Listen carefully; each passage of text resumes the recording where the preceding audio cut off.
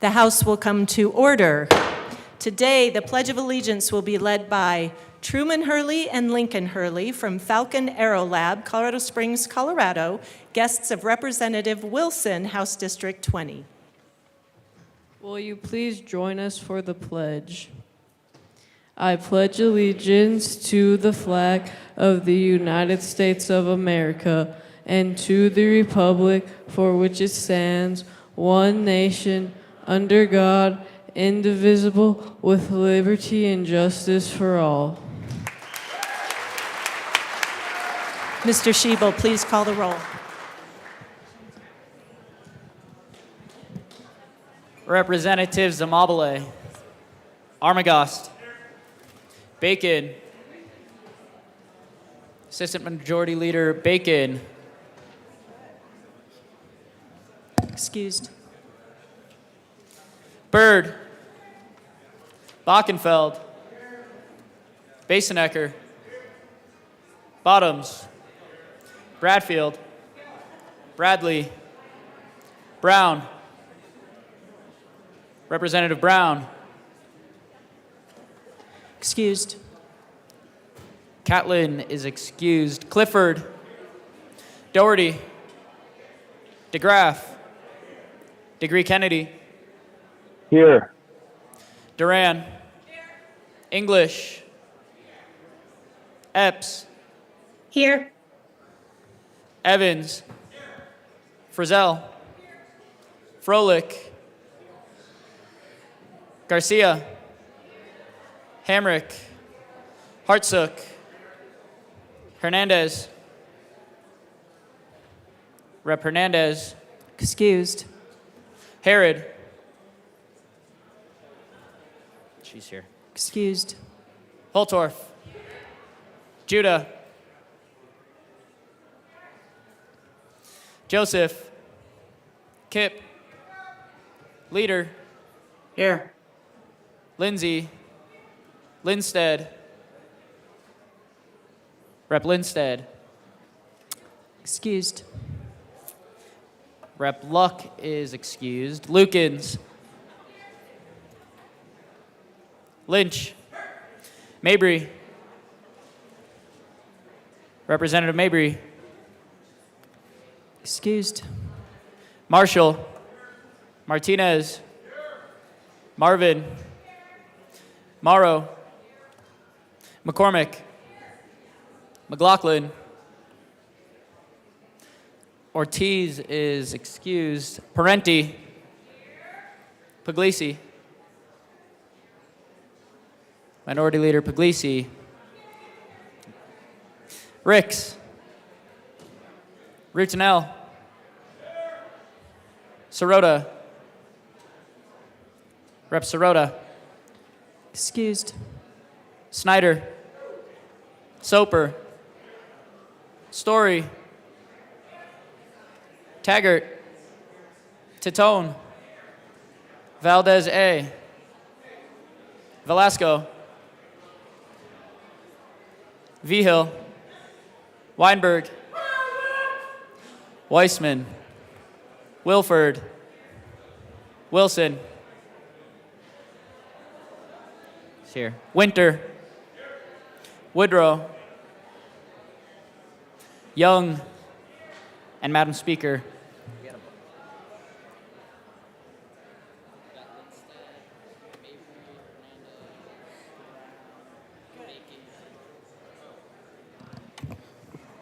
With 61 present, 4 excused, we do have a quorum. Representative Weinberg. Thank you, Madam Speaker. Good Monday morning to you, and it's a pleasure to work with you. It is a pleasure to work with you. Good morning, fellow colleagues. I move that the Journal of Friday, January 26, 2024 be approved as corrected by the Chief Clerk. Now, before you go to vote, I saw the fear in everybody's soul when Soper, Bottoms, DeGraff got down here, so I will make a threat for this week myself. If you approve this journal unanimously for the rest of the week, I will not read the long bill at length. Thank you, Madam Speaker. There's a deal. Members, you've heard the motion that the journal be approved as corrected by the Chief Clerk. All those in favor say aye. Aye. All those opposed? No. The ayes have it. The motion is adopted. Members, can I have you take your seats, please? We do have business today. Madam Majority Leader. Thank you, Madam Speaker. I move to proceed out of order for consideration of resolutions. Thank you. Seeing no objection, we will proceed out of order for consideration of resolutions. Mr. Schiebel, please read the title to House Joint Resolution 1006. House Joint Resolution 1006 by Representatives McCormick and Catlin, also Senators Roberts and Pelton R., concerning the designation of Colorado 4-H Day. Representative McCormick. Thank you, Madam Speaker. I move House Joint Resolution 1006 and ask that it be read at length. Please proceed, Mr. Schiebel. Thank you for joining me. Whereas the Colorado 4-H Youth Development Program is founded on the notion that youth are a vital resource for ensuring a better tomorrow and assisting youth as they prepare for the future is the 4-H program's central mission. And whereas the Colorado 4-H program is an integral part of Colorado State University Extension and is fundamental to the land-grant university mission. And whereas more than 107,000 Colorado youth, with the guidance of more than 11,000 adult and youth volunteer leaders, currently contribute to their communities and gain practical experience in workforce preparation and career exploration through their 4-H projects and activities. And whereas 4-H grows young people who have essential life skills like confidence, courage, resilience, and curiosity, and who are empowered and prepared for life today and tomorrow. And whereas 4-H serves every county and parish in America through a network of 110 land-grant universities and the cooperative extension system with 3,000 offices nationwide. And whereas the 4-H organization is led by a unique public-private partnership that includes National 4-H Council and the National Institute of Food and Agriculture within the United States Department of Agriculture. And whereas Colorado 4-H returns $45 million annually to the Colorado economy, plus $31 million in added value of volunteer time contribution, resulting in a tenfold return on investment over the cost to conduct the program. And whereas a decade-long longitudinal study of positive youth development showed that, compared to their peers, youth involved in 4-H programs are 4 times more likely to make contributions to their communities, 2 times more likely to be civically active, 2 times more likely to make healthier choices, and 2 times more likely to participate in science, engineering, and computer technology programs during out-of-school time. And whereas participation in 4-H in Colorado is open to youth between the ages of 5 and 19 from all economic, social, and cultural backgrounds. Now therefore be it resolved by the House of Representatives of the 74th General Assembly of the State of Colorado, the Senate concurring herein, that the General Assembly salutes the Colorado 4-H program and its efforts to prepare Colorado's youth for the future by providing a wealth of opportunities for young people to acquire decision-making, leadership, and communication skills, as well as a host of other life skills in a hands-on, friendly learning environment. That the General Assembly commends Colorado State University Extension for its work supporting the mission of the Colorado 4-H program. That the General Assembly recognizes the invaluable contribution of the thousands of adult volunteers whose efforts enhance the 4-H experience for Colorado youth. That the General Assembly encourages young people in Colorado to get a head start in life by participating in 4-H activities. And that the General Assembly hereby declares Monday, January 29th, 2024 to be Colorado 4-H Day in recognition of the 4-H program's effort on behalf of Colorado's youth. Representative McCormick. Thank you, Madam Speaker, and thank you, members.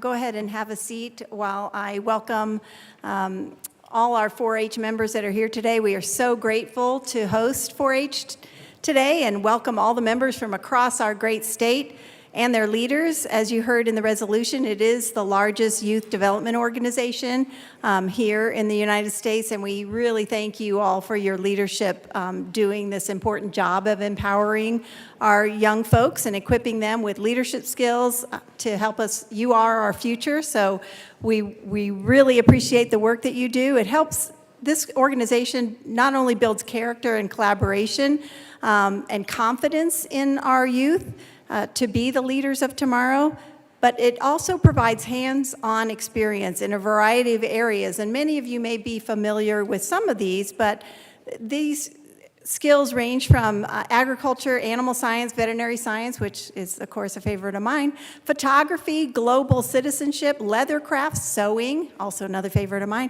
nutrition, robotics, engineering, beekeeping, archery, and so many more. So 4-H is more than what you may have imagined, and what the organization does is pair these youth with adult mentors in their field and help them attain those skills and gain confidence. And we really want to welcome each and every one of you. I know some of you are here on the floor with us, some of you are in the gallery, some of you are over in the Senate.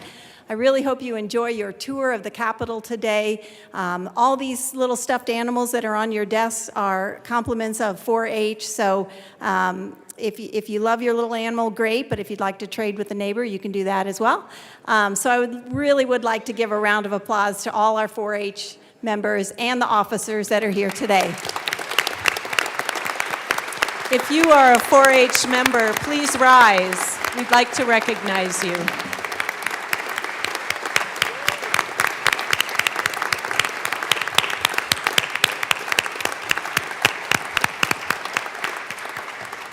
Representative Holtorf. Thank you, Madam Speaker. For all you 4-Hers, you are in a great organization that is inclusive, that rejects no one, that helps close the rural-urban divide, because you can be in 4-H in your city and in the country. And when you go to the state convention, which I have attended because I'm one of those 4-H kids that did get my 10-year pin. How many people have a 10-year pin? Raise your hand. There we go. That's what I'm talking about. My colleague there, Representative Clifford, I just want to point out, 10-year pin. We got something in common. We got to talk about this. Close that rural-urban divide. So we want everybody to get involved in 4-H. There are so many opportunities in this organization. We're so thankful that you've come here today. I had the privilege of being a 4-H club leader, which is a volunteer. Anybody can volunteer to be a 4-H club leader. All you have to do is contact your cooperative extension office that's in every county, near every county in this state, and get involved in this great and wonderful program. So it's a privilege being involved. Thank you very much for coming. Thank you, members. Seeing no further discussion, the motion before us is the adoption of House Joint Resolution 1006. Mr. Schiebel, please open the machine and members proceed to vote. Representative Leader, how do you vote? Absolutely yes. Representative Leader votes yes. Representative McLaughlin, how do you vote? Representative McLaughlin votes yes. She's signifying with a thumbs up. Speaker Pro Tem Degree Kennedy, how do you vote? Yes. Speaker Pro Tem Degree Kennedy votes yes. And Representative Epps, how do you vote? Yes. Representative Epps votes yes. Please close the machine. With 62 ayes, 0 no, and 3 excused, House Joint Resolution 1006 is adopted. Co-sponsors. Representative Epps, co-sponsors. Representative Leader, co-sponsors. Representative McLaughlin, co-sponsors.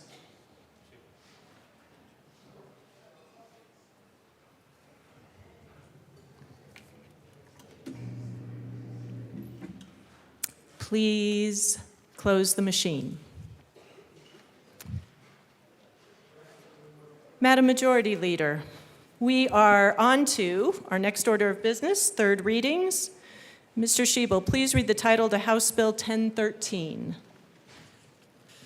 House Bill 1013 by Representatives Hartsook and Lukens, also Senators Pelton, R. and Bridges, concerning victim programs in the 23rd Judicial District. Madam Majority Leader. Madam Speaker, I move House Bill 24-1013 on third reading and final passage. Mr. Schiebel, seeing no further discussion, Mr. Schiebel, please open the machine and members proceed to vote. Representative Leader, how do you vote? Yes. Representative Leader votes yes. Representative McLaughlin, how do you vote?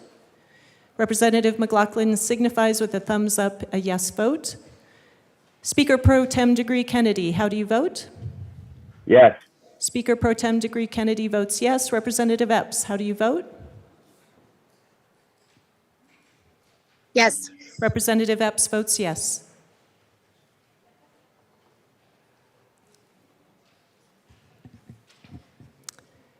Representative Bockenfeld. Please close the machine. With 62 ayes, 0 no, and 3 excused, House Bill 1013 is adopted. Co-sponsors.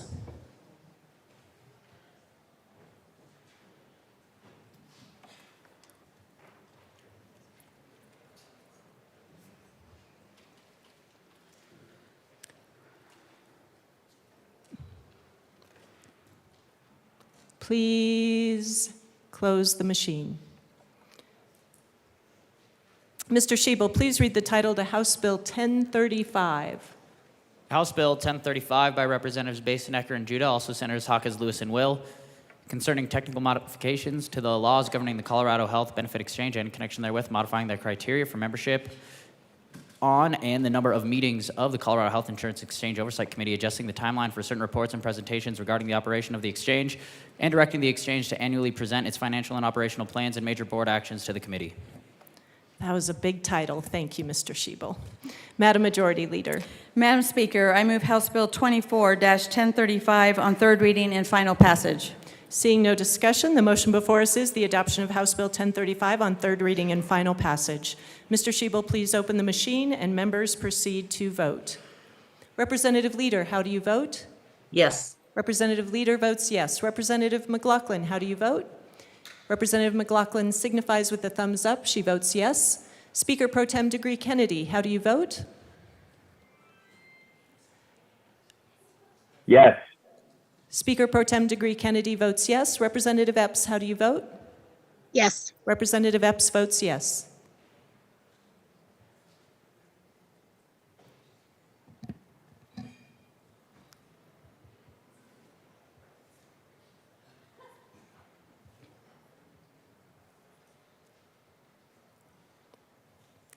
Representative Bockenfeld. Please close the machine. With 51 aye, 11 no, and 3 excused, House Bill 1035 is adopted.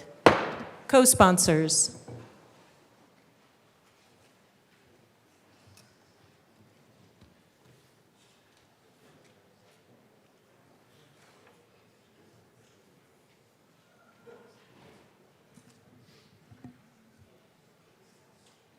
Please close the machine. Members, that concludes third reading for the day. We are on to second reading, general orders, second reading of bills. Assistant Majority Leader Bacon. Madam Speaker, I move that the House now resolve itself into committee of the whole for the consideration of general orders. Members, you have heard the motion. Seeing no objection, Assistant Majority Leader Bacon will take the chair.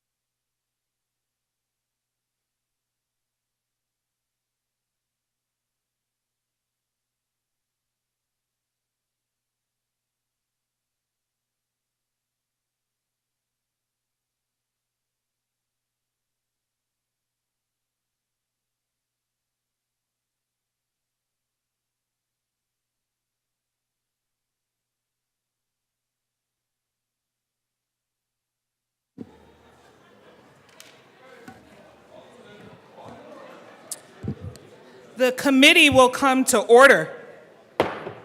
With your unanimous consent, the bills will be read by title unless there is a request for reading a bill at length. Committee reports are printed and in your bill folders. Floor amendments will be shown on the screen and your iPads. Bills will be laid over upon motion of the majority leader, and the court rule is relaxed. Mr. Schiebel, please read the title to House Bill 1090. House Bill 1090 by Representatives Titone and Ricks, also Senators Exum and Fields, concerning release of identifying information in criminal justice records. Representative Titone. Thank you, Madam Chair. It's an honor to serve with you. Such an honor to serve with you. All right, thank you. I move House Bill 1090 and the committee report for judiciary. Thank you. To the committee report. All right, in the Judiciary Committee, we made an amendment which changed the date at which the records would be applied to, and ask for a yes vote on the committee report. Is there any further discussion? Seeing none, the question before us is the passage of the committee report. All those in favor, please say aye. Aye. All those opposed say no. The committee report is adopted. To the bill. Representative Titone. Thank you, Madam Chair. So you all should remember last year, most of you anyway, we ran a bill here in the House from the Senate Bill 75, and all of you who were here in that year actually voted yes for it. That was a bill that we called Riley's Law. It got rid of public records for names of victims and witnesses. And throughout that whole process, there was some things that were missed. In what judiciary ended up doing was restricting the records well too much out of the normal range of records that should be redacted and held. So as a result, a lot of attorneys, especially in the defense space, have been having a hard time getting access to these records. The reason why this one is 1090, we had to ask for a late bill request to get this through because there's urgency right now. There's a lot of backed up requests for these records. So any adult record is being lumped in with records that may have these child witness and victims' names, and they're treating all of them the same. And what the bill will end up doing, and Representative Ricks will go into detail, is to allow the flagging of those records that do have those names on them, only starting in 2024. And that way, the ones that do not have those names will be released as normal where the records that do have those witnesses and victims' names will be held for redaction in the process that we set up last year. So we really need to get this bill through this year to make sure our judiciary can do the work that they need to do, the defendants, the victims' advocacies, all the people who need access to these records. So I ask for a yes vote on this bill today. Representative Ricks. Thank you, Madam Chair. What this bill does, HB 241090 will permit the release of unredacted records to the named victims or victims designee. So this bill permits the release of unredacted records to the Office of State Public Defender, Office of Alternate Defense Counsel, Office of Respondent Parents Counsel, and the Office of Child's Representative, also to municipal attorneys and county attorneys. This bill is also going to clarify that changes in 2023 to the law related to the records of child's victims and child's witnesses apply to records pertaining to offenses committed on and after January 1st, 2024. Again, as Representative Titone said, this is a very important piece of correction to what happened last year, and we need to do this to move our court cases forward. We ask for your support on this bill. Representative Titone. Thank you, Madam Chair. And I'm just going to preempt Representative Weissman real quick just to say he has been working really hard to help support us on this bill, being the chair of Judiciary, and I want to thank him for all the work that he's done behind the scenes. And he's going to be running an amendment that will help get everyone to a place where we can get this bill forward, and I will let him explain that. Representative Weissman. Thanks, Madam Chair. Appreciate the kind words from our colleague from Arvada. I move L2 and ask that it be displayed, and then I'll talk about it.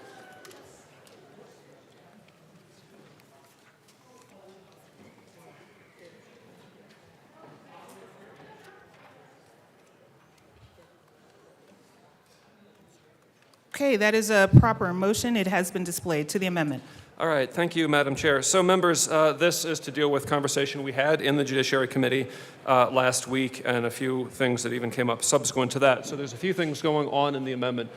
First, in the middle of the amendment, we want to make sure that certain, effectively, law offices, the Office of Respondent Parents Counsel, OCR, city attorneys and county attorneys performing their official functions have the access that they need. This is the amendment that we talked about in committee. We just couldn't get the language exactly right before we wanted to keep the bill moving out of committee.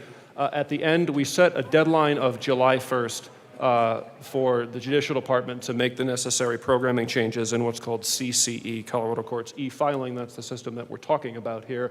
If they get the programming done before July 1st, they can turn it on right away. They don't have to wait until July 1st, so this language is permissive in that respect. And finally, we respond to a comment from COVA, the Colorado Organization for Victims Assistance, that wanted to make sure that not just victims, but designees and those acting on their behalf can have unredacted access to their own records.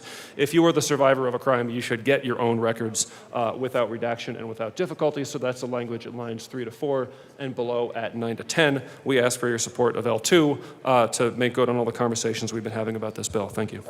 Representative Soper. Thank you, Madam Chair. I also rise in support of this amendment. I was one of those in committee that I did vote yes with a strong caveat that this amendment be brought to the floor. So I greatly appreciate Representative Weissman bringing this amendment here today, because it's critically important that municipal and county attorneys also have full unredacted access, because they're also trying to build a case at the local level, and it shouldn't just be state-level government lawyers as they're building a case, or at least seeing a case file, that they would have access. So this takes it on down to municipal and county attorneys. That was very important to us. Of course, we have the part that the victims' rights groups were also asking for as well. So I'm going to be in support of the amendment and also in support of the bill. Thank you. Representative Evans. Thank you, Madam Chair. Both my colleagues have explained the amendment. Good amendment. Vote yes. Is there any further discussion? The question before us is the passage of Amendment L2. All those in favor, please say aye. Aye. All those opposed say no. The amendment is passed. To the bill. Representative DeGraff.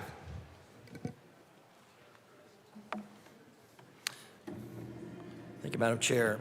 Appreciate the amendment. The thing that stood out to me on this committee was that there was just a lot of, this was a well-intended bill, and then when it came to the bill itself, a lot of, I understand the intents, is that right?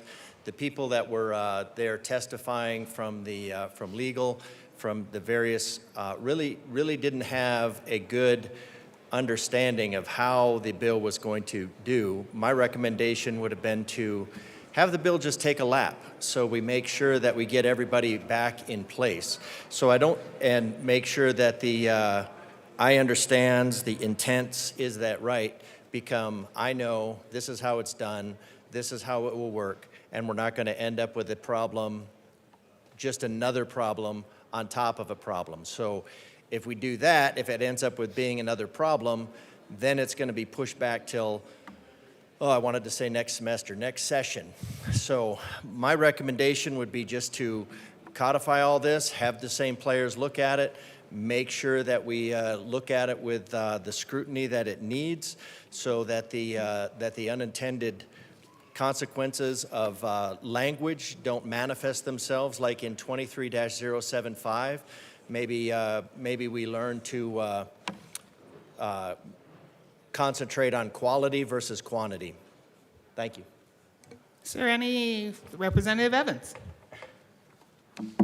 Thank you, Madam Chair and colleagues. I just wanted to say that I was a no vote on this in committee. However, with the addition of this amendment, I will be a yes vote, and I just wanted to put that on the record. It's a good bill now. Is there any further discussion? Seeing none, the question before us is the passage of House Bill 1090 as amended. All those in favor, please say aye. Aye. All those opposed say no. The bill passes. Mr. Schiebel, please read the title to House Bill 1017. House Bill 1017 by Representative Doherty, concerning a Bill of Rights for Youth in Foster Care. Representative Doherty. Thank you, Mr. Chair. I move House Bill 1017 and the Health and Human Services Report. All right, to the committee report, Representative Parenti. Who wants the committee report? Rep Parenti. Thank you, Mr. Chair. We have an amendment for the committee report. I move Amendment 2 to House Bill 1017 to the committee report. Is that correct? Yes. Okay. L2, which amends the HHS committee report, is displayed. Please go ahead to the amendment. Thank you. This is primarily a technical amendment to fix up some issues that we saw with amendments that were run at committee. We're adding some commas in some places. We're adding some periods in some places. We're making sure that adjectives correctly modify the right parts of statute, and that is effectively the bill, or the amendment, excuse me. Is there further discussion on L2? Seeing none, the question is the adoption of L2 to the HHS committee report. All those in favor, please say aye. Aye. Any opposed, say no. All right, the ayes have it. The amendment is passed. We are back to the HHS committee report. Is there further discussion on the committee report? Seeing none, the question is the adoption of the HHS committee report. All those in favor, please say aye. Aye. Any opposed, say no. The ayes have it. The committee report is adopted. We are to the bill. Representative Doherty. Thank you. Happy to chat a little further about this bill that came to us from our foster youth, which is really, really exciting. And we had fantastic testimony in committee if you were there to hear it. So a little background, in 2011, we put protections for youth in foster care into Colorado statute. However, over time, it's become clear that those protections fall short, in part because of a lack of notice and enforcement mechanisms. This was highlighted in an issue brief by the Child Protection Ombudsman in 2021. This bill takes these protections, converts them into true rights, and modernizes the language and concepts, pulls various rights and protections from other statutes or Volume 7 regulation, makes additions based on input from children and youth with lived experience, and puts the rights into one place for our youth to be able to access it. Importantly, the bill also ensures that all foster youth get notice of these rights and provide an enforcement mechanism for youth when these rights are not being observed. And I just also wanted to briefly name some of the supporters of this bill. We did extensive stakeholding with the Office of the Child's Representative, Child Protection Ombudsman, Colorado CASA, Fostering Great Ideas, Foster Source, Office of Respondent Parents Council, Raise the Future, the Kemp Foundation, Colorado Association of Family and Children's Agencies, Fostering Colorado, Colorado Department of Human Services, Jefferson County Human Services, AFSCME, and Mental Health Colorado. In addition, most importantly, to our foster youth who are affected by this. Thank you. Rep. Parenti. Thank you, Mr. Chair. Colleagues, I just wanted to add to the comments of our bill sponsor to ensure and perhaps assuage the concerns of anybody who might be in the room. This bill does not change any of the existing rules or procedures that are in practice for our foster care system today. I can tell you that because I have a foster care license. I have been involved in the foster care system for many years. This does not change the requirements for our foster families. It doesn't change placement rules. It doesn't change any of the processes currently in place. All it does is make sure that the kids who are most impacted by this system are properly notified of their rights and protections so that they can be empowered to advocate on their own behalf. And that's why I was so excited to get on this bill with our wonderful prime sponsor. And I really welcome you to ask me any questions that you have about the foster care system with respect to this bill. Thank you. All right, the question is the bill. Rep. Holtorf.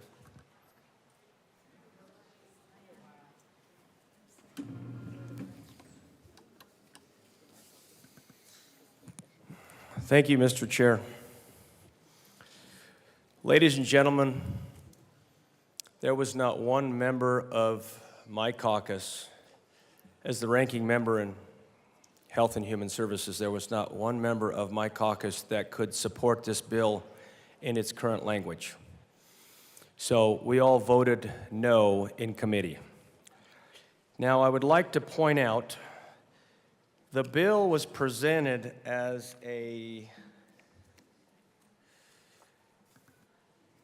comparison to the previous bill, House Bill 22-1231, concerning a Bill of Rights for foster parents, which I hold before you and I would ask everybody to pull up and look at. This particular bill was a bipartisan bill, and it's a good bill. Both Democrats and Republicans were able to get behind this bill.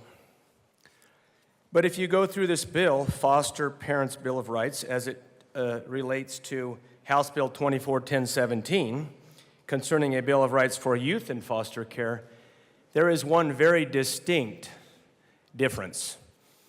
And my colleague is going to speak to that very closely. As you go through the language of 22-1231, there is no reference to anything that is specifically and numerously mentioned many times. And to begin this conversation, I'm going to yield to another member of the committee. But just to cut to the chase, in 22-1231, there is no reference to, in any way, for the Bill of Rights for foster parents. There is no reference in any way to the language that says youth's sexual orientation, gender identity, gender expression.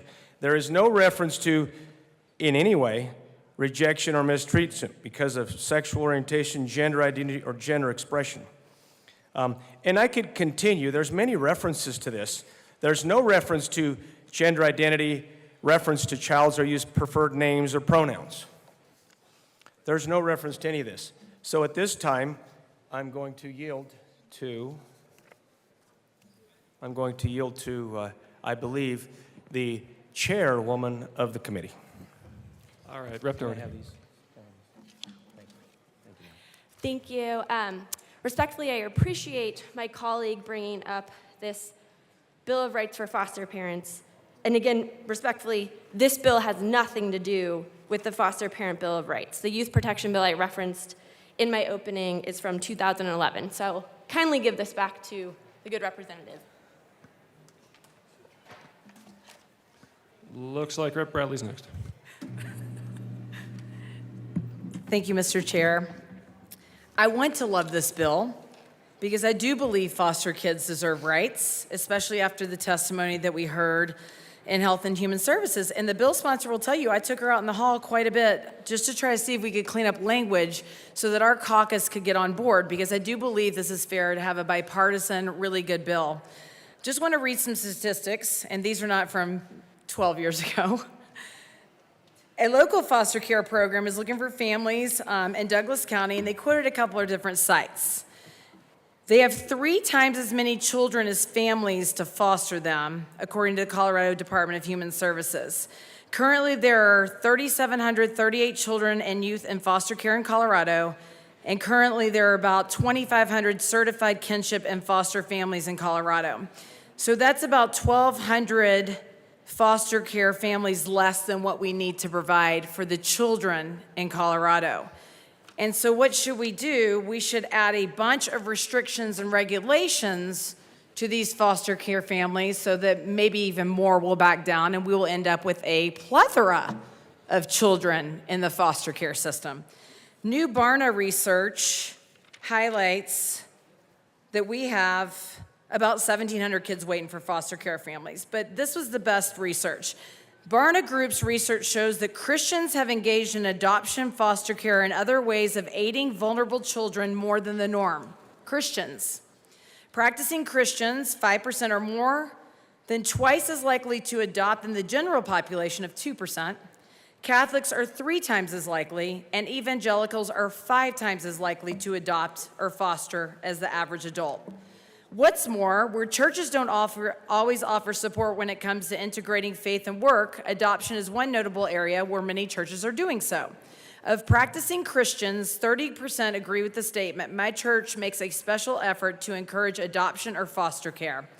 This support is spiritual and social, such as through the offering of support groups. 43% of practicing Christians say their church helps with adoption and fostering in this way. A need does not mean any solution provided will make things better. It's no good just to do something. We have to do the right thing. That's why we were all elected into office, was to do the right thing. What these kids need are real parental figures, and we should create a system that encourages those good, healthy families and parental figures in our state to want to volunteer, one that supports them. But by continuing to drive the regulations and prohibitions, we are going to continue to drive foster care families out of the system. I have so many friends at church that foster kids. They take them to church, they show them the love of Jesus. These kids do really well in the foster care system. The state continues to pass legislation to promote LGBTQ+ at the expense of individual choice and liberty, often forcing a conflict with deeply held religious beliefs. It does this because it is decided that this is the healthy plan, and any child that shows any curiosity towards LGBTQ should be encouraged. These assumptions, of course, as volumes of evidence show, are damaging to our kids, leaving many of them confused, hurt, with lifelong trauma. Section 19-7-101-2A1 requires freedom from discrimination or harassment based on sexual orientation or gender identity, among other things. Strict reading will inhibit a parent from even questioning that this is appropriate for the child. Children do not know what they want, need. To not be able to question life choices with them is not good parenting. I parent my children all the time. They come to me with questions. Are foster care children not allowed to be parented? Now they're going to be the state's going to be responsible for them. This is why we step up to be foster care parents. To not allow parents, foster parents in this case, to provide religious instruction that violates, this is a violation of their free exercise rights. Section 19-7-101-2A2 permits a child to override the foster parent on whether to go to something like church. A foster parent should never be permitted to force a foster child to adopt a religion.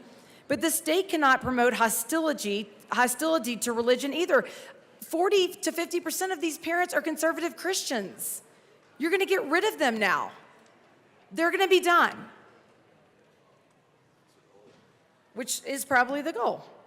Section 19-7-101-2B4 What is meant by placement in the least restrictive setting? Is the state going to prefer parents that fit its currently preferred religious and ideological views over the parents? There's so much framework here that's not being answered. Section 19.7.101(2)(b)(5). No child should be abused, but is freedom from being locked in a room or limitation of remaining on a premises good parenting. Does this prohibit grounding or requiring a child to be in by a certain time of night? We actually had someone testify that she couldn't go somewhere one night because of chores. Kids need chores. Kids need structure. This is why we're having a serious problem with the generation we have right now. Kids need to have some structure in their lives, not participation awards. Section 19.7.101(2)(b)(6) talks about placement with a parent that understands the child's unique history. What does that mean? Will this again limit selection of faith-based parents or parents that do not conform to the state's current faith and LGBTQ ideals? Does a parent need to understand by experience a child's unique history? Or do we get to live with them and understand them and parent them? The idea that someone must walk in someone's shoes to understand a situation is like requiring an oncologist to have had cancer before you would trust her to treat her. And I'm just going to move on to probably my biggest problems with the bill. Section 19.7.101(2)(d)(3) provides privacy for the child in text messaging and phone calls. Great. But a good parent should know what's happening on their child's devices. What if a predator is solicited? Well, we don't even really talk about predators in this state. Rep Bradley, let's keep it to the bill. Thank you.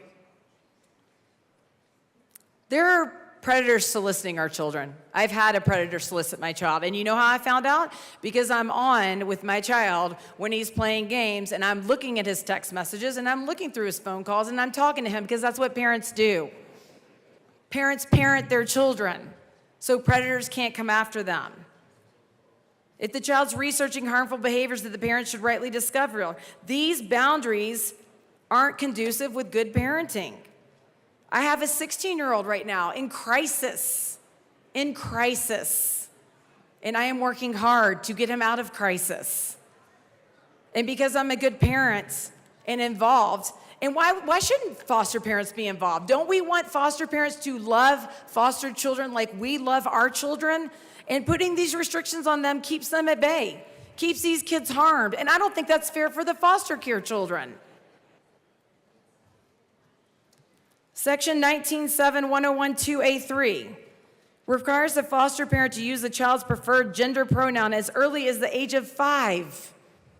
I'm confused by that. A 5-year-old's confused by that.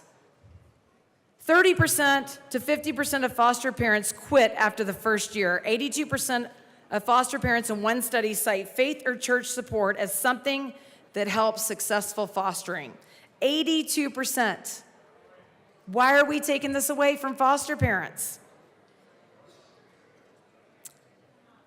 There is no science. In fact, when I was listening to witness testimony, I was waiting for someone to tell me that a Christian conservative parent had ridiculed or belittled them for being in the LGBTQ community, and not one single testimony said that my Christian conservative foster parent ever went against my gender identity or ideology. I was waiting. Not one. We had kids talk about being horrifically locked in rooms. We never had one single one say that their foster parents did anything to them. In fact, there's no scientific research to suggest sexual minority have worse outcomes when raised in traditional religious homes. And faith-based agency in this study served all children regardless of race, religion, sexual orientation, or gender identity. More importantly, the literature on the effects of religion on LGBTQ health shows positive effects. I'm really worried about this bill. I think foster care kids need to be protected. They need to be protected by having good foster care parents that are willing to adopt and bring them into their homes. And with all these regulations, and next year when you guys come to tell me that we have 2,000 more kids in the foster care homes, or out of foster care homes because so many people have quit, you will understand the devastating impact that this bill places on them. Thank you. Rep. Tatone. All right. Excuse me, everybody. We cannot have applause one side or the other of debate down here. This is a public place. Everybody is welcome to listen. Everybody needs to do it quietly, please. Rep. Tatone. Thank you, Mr. Chair. Well, I want to first say thank you to all the people out there who do foster. It is a really great need and a great service to kids who need it. And these kids are not looking for parents. They are looking for someone to give them a roof over their head, to care for them, to guide them, and give them a temporary place. It's not being a parent. I am actually going through the training to become a foster parent myself. And the biggest reason for that is because of trans kids. Because there's a lot of trans kids in the system that don't have a place that they can go that they feel safe. And that's just the reality of it. Here's a few pieces of information from the Office of Children's Representative. This is OCR. Currently, 3,600 children are in or out of home care in Colorado currently. The bill doesn't infringe on the parents' rights. The parents are an important aspect. The parents of the kids, not the foster parents, but the parents of the kids, they have rights to the kids as well. Parents retain their constitutional and statutory rights, always, even in the foster care system. These children are uniquely situated, which is why they need added extra protections. So, about LGBT youth. The U.S. Department of Health and Human Services has stressed that every child or youth who is unable to live with their parents is entitled to a safe, loving, and affirming foster care placement. I mean, if you were a trans kid and you went someplace and said you can't be trans or LGBT for any reason, what does that have an effect? That's a negative thing that you're telling a kid they can't be who they are. And if the parents of that kid know that they are LGBT or trans, then you're going against that. We need to make sure we're giving them the ability to be themselves and not tell them who they're not. You can't tell somebody who they're not. You have to give them a place where they can be themselves. 30% of children and youth in foster care identify as LGBTQ+.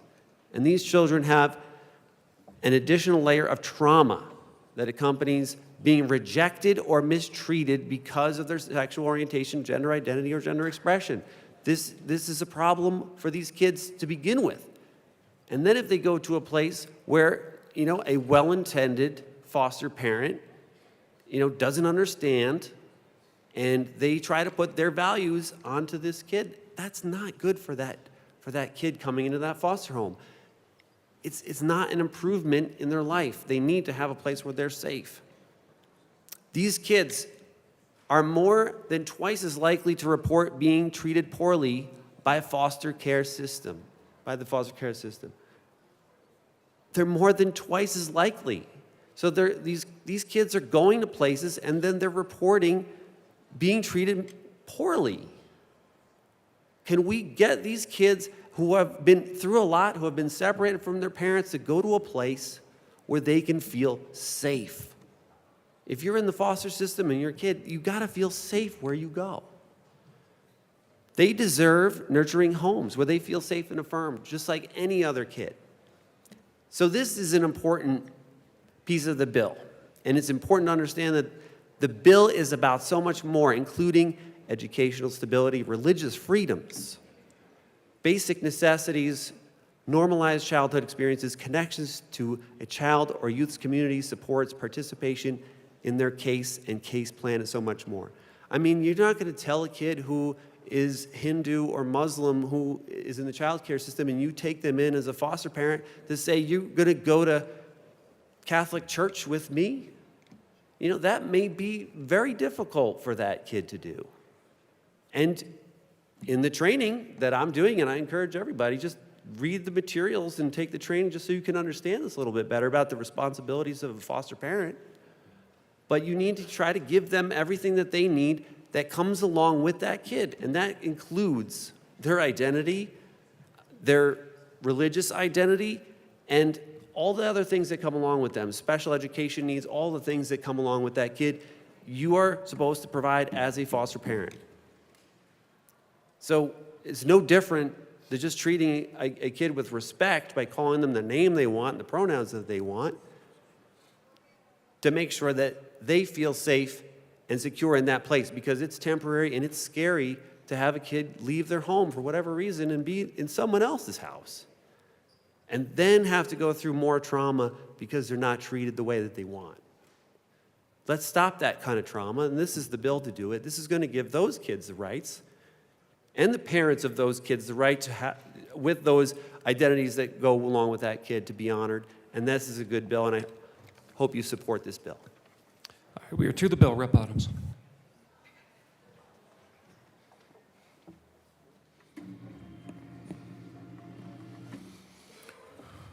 Thank you, Mr. Chair.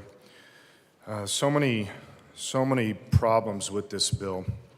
I'm going to start with the inconsistencies of what was just mentioned here behind the well. The representative said that this is not a home for these children. It's a place, it's just a roof over their head. But then the next sentences were, this is a place for loving care and affirmation. Well, which is it? Obviously, you have to have actually worked with foster children to know the truth of this. I worked with foster children for over 30 years and many hundreds of foster families over the years. And I can tell you that these children are desperately looking for a home. I don't care what anybody in this room says. They are looking for a home.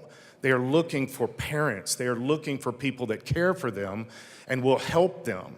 And it's interesting that the bill says we can't guide them in any way religious, we can't guide them in any way disciplinary, structure, or anything like that, but we can guide them toward LGBT, transgender, and grooming. That's acceptable. Representative but Bottoms, the Christianity... I don't believe I saw that in the bill. Please keep your discussion to the bill. All right, I'll read it to you so that there's no confusion on what I'm talking about here. In section 19.7.101.2A2, Mr. Chair, it permits a child to override the foster parent on whether they go to something like church or to accept a certain religion. Now, I've been a pastor for over 33 years. You can't make anybody accept a religion. It's impossible. Nobody in this room will be forced to ever accept a religion. It's literally cognitively impossible. But this bill says that you're not allowed to do this. The state cannot promote hospitality to religion either. It's against the law to do this, but this bill is trying to do this. But then it says that if I'm a foster parent, I have to affirm the gender care of this issue, that I have to affirm any LGBT mentalities. That is not okay, and that's exactly, Mr. Chair, I'm just making sure I'm addressing what you said. That's exactly what this bill does and says. It takes away religious freedom, it takes away parental rights, it takes away Christian rights, and it takes away the ability of a foster parent to actually try to bring structure into these children's home. And to have that loving, affirming care that was just mentioned, although we don't want a parental mentality. This is so inconsistent and so dark in so many different ways that we're not allowed to do anything when it comes to actually helping the child, but we can push all of these other agendas, and not only push them, it is expected that we're going to do that. That is not okay under any circumstances. Let me give you one with this mentality that this is healthy and protective for the child. There is no statistics that prove that when a child is wanting some type of gender surgery or anything like that, that suicide rates go up. There is not one statistic that proves that. Now, the language of this goes up because, according to the American Thinker, Paula Garfield Jager, a licensed clinical social worker in California, notes that the hyper-focus on suicide, the hyper-focus, not actually suicide, but the focus on suicide, with its corresponding panic to affirm, erodes children's ability to self-validate, making them prone to abandonment cycle.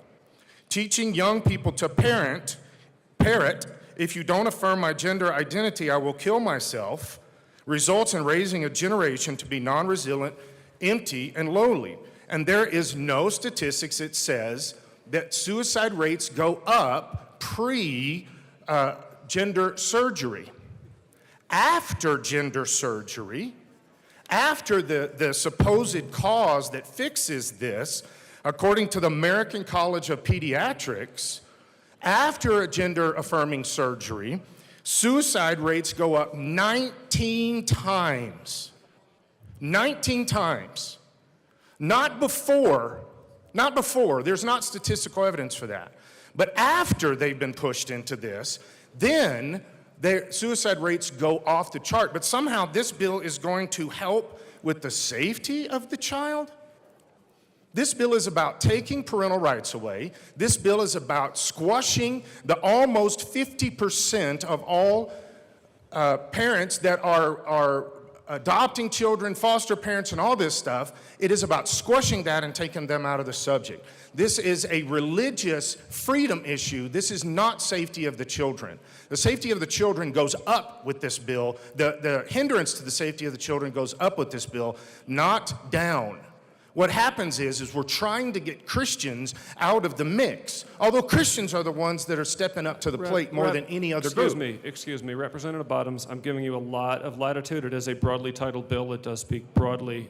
Please try to anchor your commentary a little bit more in the bill if you can. Yeah, if you would help me, Mr. Chair, where did I get off? Which sentence was that? Just give me a little guidance. I don't know here. if it's as specific as a sentence. Just please try to keep your discussion to what is in the bill, Representative. Okay, Please then go I ahead. will assume my sentences are good. Thank you.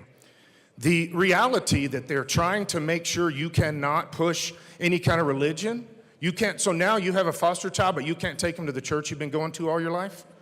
That makes no sense. Then the fact that you can't make them stay in the house, so now there's no curfew. You can't search their room so they can have guns in their room. They can have drugs in their room. You can't search their phones, so now they can be tracked by a predator.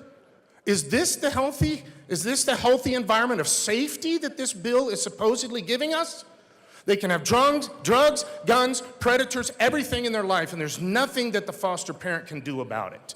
That is the opposite of safety. That is intentionally putting these children in harm's way. Intentionally, by this bill, putting them in harm's way.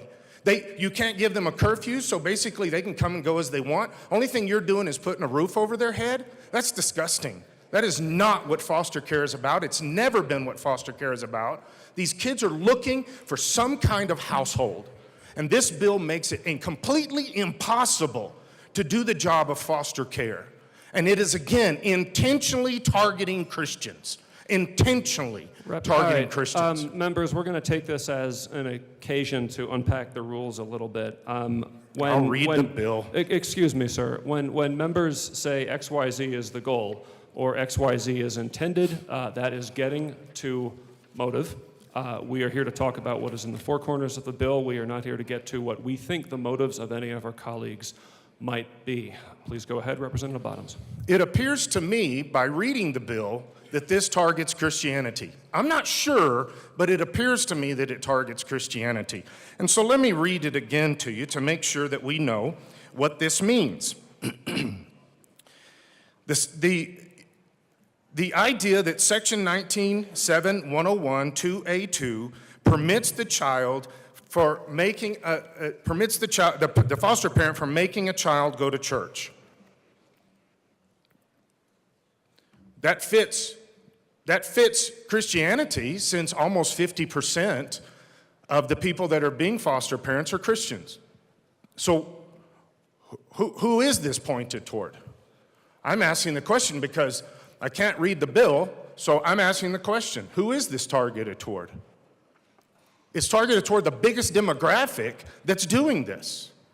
It says here that in 19.7.101 2A3, It says that it requires the parents to embrace the LGBT principles as a foster parent. Well, that directly goes against almost 50% of the foster parents. Almost 50% are now supposed to embrace something that goes directly against their scriptures, directly. But they're supposed to embrace this because that is okay. Embracing that is okay, but embracing a Christian mentality is not okay. There's no way you can look at this bill differently. It is pushing up one group and forcing down another group. That is directly against the rights of the individual, the First Amendment, the Constitution. This is a horrible bill on so many levels, specifically for children. To say nothing of the foster parents, this bill directly attacks the safety of the foster children. This is an egregious attempt to try to circumvent parental rights, foster parent rights, and the Constitution in the lives of these kids. And I not only speak against it, I pray against it. This is horrible. Rep. Doherty. Thank you, and I'd like to just level set with some of the comments that we've heard. I would like to remind folks that this is a 15-page bill that enumerates 9 overarching rights and 49 subsections to flesh those rights out. Only 3 mention something related to LGBTQ rights. I think it's important to note that this bill protects the child and the parent's religion. I would like, hopefully the representative speaking against this bill will pay close attention to this, because I'd like to read the prior version of 19.7.101, so that you all know that we really aren't changing the language drastically and that those protections are already in place. 19.7.101, the prior version reads, having fair and equal access to available services, placement, care, treatment, and benefits based on each youth's treatment plan, and not being subjected to discrimination. This is very important. Not being subjected to discrimination or harassment on the basis of actual or perceived race, ethnic group, national origin, religion, sex, sexual orientation, gender identity, gender expression, mental or physical disability, or HIV status. That has been in place already. When I read the regs, every child has a right to the same consideration for care and treatment as anyone else, regardless of race, color, national origin, religion, age, sex, political affiliation, sexual orientation, financial status, or disability as a core right. Again, these are already in statute. What this is doing is making sure that our youth know their rights, their rights are protected, and there's an enforcement mechanism in court. I think another important note to make is phones and foster parents not being able to look at phones. That is actually not accurate. If you read the term reasonable is in there for a reason. So again, I just wanted to level set, because I think that's important based on the conversation and where it's been going. Thank you. All right, Rep. Holdorf. Thank you, Mr. Chair, and thank you for your leadership in this very difficult debate. With respect to level setting, there is a real simple way to move forward. My caucus is offering an amendment here that will take care of the issue at hand, very simply, so we can move on. Now, I'm going to offer the amendment to the... You got it? Okay. We're not going to present the amendment. We're not going to move the amendment right now. I'm just going to make sure that the other side of the aisle has the amendment so they know our position as a caucus. We are not wavering on this. If this was already in statute, it's a settled question, so why do we need to speak to it? Yes, ma'am. Why do we need to speak to it? Well, I think there's a reason, and we all know why. As we move the yardsticks in this debate. Thank you. All right, Rep. Armagost. Members, to be clear, the amendment was not moved. It is not on the screen. The question is the bill. So Rep. Armagost, go ahead. Thank you, Mr. Chair. I just wanted to speak to the idea that this coming forward with no bipartisanship kind of shows the direction the bill was destined to go. I know everyone in here has gotten emails from constituents from all over Colorado on this topic already this early in session. The disturbing thing is, I think everyone can agree that our foster system in Colorado is broken. It needs repair. It needs dire repair. The unfortunate side of this is a giant step in the wrong direction of repairing the foster system in Colorado. When we have people that choose to abort their child versus put them up for adoption simply because they experienced the foster system growing up and how broken it was is bad. When that becomes a last resort simply because of how bad the system is, and now we're going to put state policy in play to tie the hands of those foster care providers in ways that we're further digging a hole in the foster system. I think the other side of this is our youth that are struggling, especially those that are in the foster care system. That's not the happiest place to be. It's where you're going to have kids, if anywhere, these are going to be the kids experiencing mental health crisis, mental health issues. And when we're creating policy that's setting standards that you're enabling confusion with kids, you're enabling it. Not only that, you're restricting people from being able to check on the safety of their kids, whether on their devices, whether in their possession. We just heard in committee the other day, parents that had their kids completing suicide because of stuff they were purchasing online.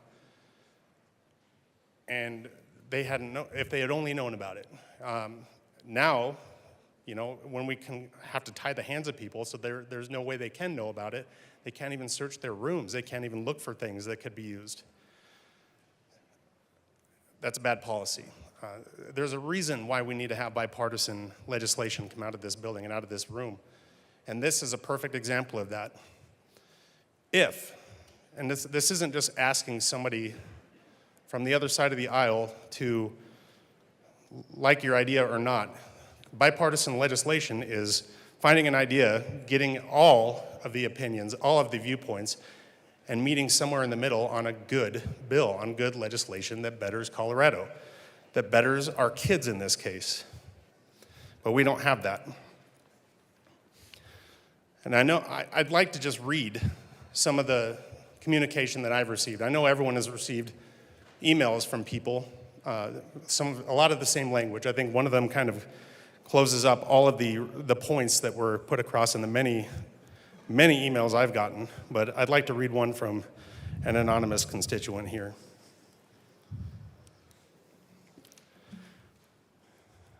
I am opposed to HB 1017, a statutory Bill of Rights for children in foster care.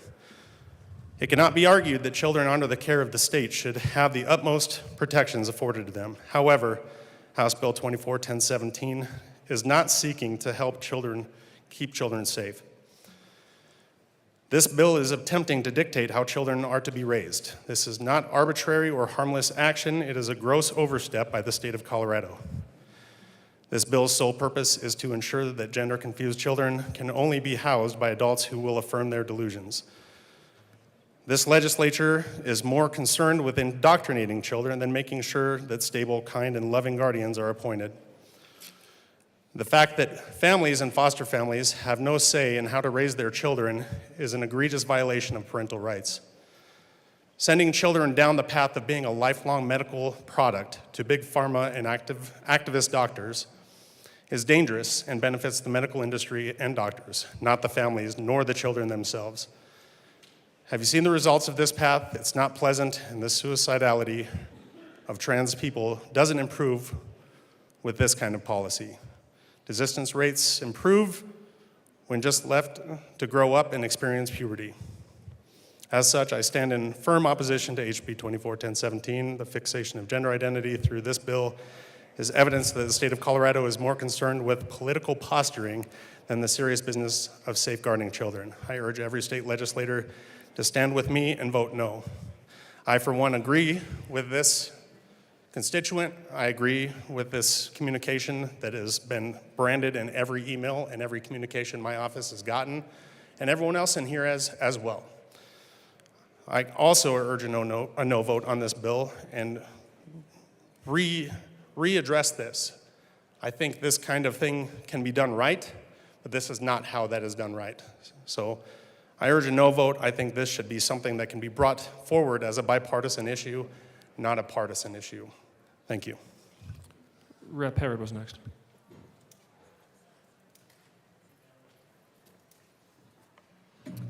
Thank you, Mr. Chair. And I just wanted to come down as a Black queer Christian and talk about the experiences of my religion. Because quite frankly, I'm sick of people using Christianity as an excuse to discriminate against LGBTQ people. My church is affirming. My pastor, who stood up here and praised over this body, is a queer Black man.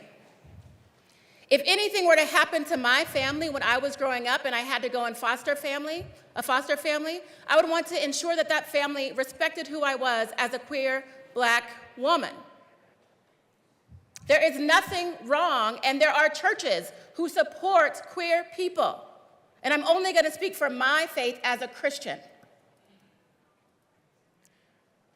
It is not okay to say or to think that all Christians are anti-LGBTQ, or that bringing a young queer person to a church is anti-LGBTQ. It is not. But what is true is that LGBTQ people are more likely to think, young people are more likely to think to commit suicide because of the hateful rhetoric they hear about who they are every single day. That is wrong. This bill says that young people who are queer deserve the right to be in a household that is not going to tell them they should hate themselves because they are queer. That is the right thing to do. That is the right thing to do. In fact, the majority of Christians actually also believe that young people should grow up in affirming households. In fact, there are more young people today who identify as LGBTQ than they do Republican. That's a fact. What this bill does that we're arguing about says that our young people who are in foster homes should have freedom from discrimination or harassment on the basis of actual or perceived race, ethnic group, national origin, religion, sexual orientation, gender identity, gender expression, mental or physical disability, marital status, familiar status, source of income, military status, or HIV status. So I'm sorry, are you saying that of all of those protected statuses, that LGBTQ should not be? And that they should be placed in homes where they will be discriminated against and harassed? No, absolutely not. That is unacceptable. And I don't care what amendment comes to the floor, if it has anything like that in there, I hope that this body would oppose it with full force. The bill also goes on to say that freedom of thought, conscience, culture, and ethnic practice and religion, including the right to attend or refuse cultural, ethnic, and religious services and activities. That is a right afforded upon LGBTQ youth in the foster care system. It's also a right occurred upon all of us by the U.S. Constitution. Do we oppose that too? Do we oppose freedom of religion in the U.S. Constitution? Or is it just for foster youth who are queer that don't get that protection?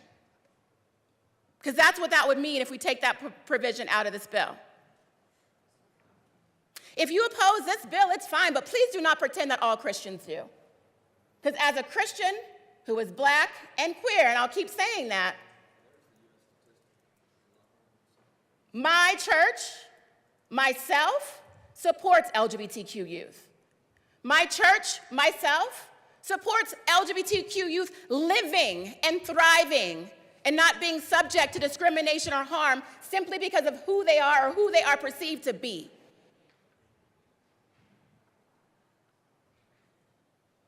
This bill just protects our youth.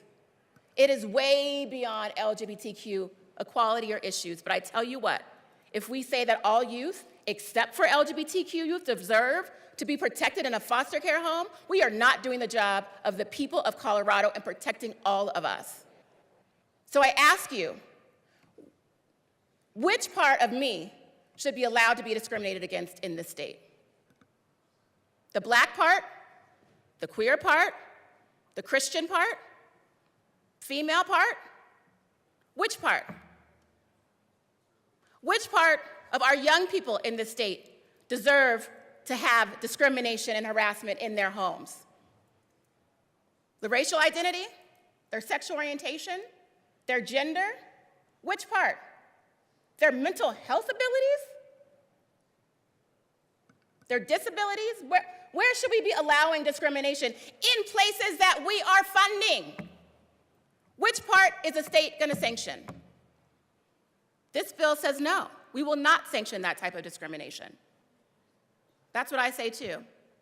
And it's my hope that this body appreciates the work of the bill sponsors, affirms the identity of the LGBTQ members here and in Colorado, supports this bill, and resists any type of amendment that even purports to say that Christian identity is being attacked by this bill, because my Christian identity is being affirmed in this bill. Any part of any amendment that says it's okay to discriminate against LGBTQ people, young people, our most vulnerable people, it is not okay. And I hope that this body would oppose any type of amendment that says that too. And in the future, I would like to put on record that disparaging my religion should not be allowed on this floor. Rep. DeGraff.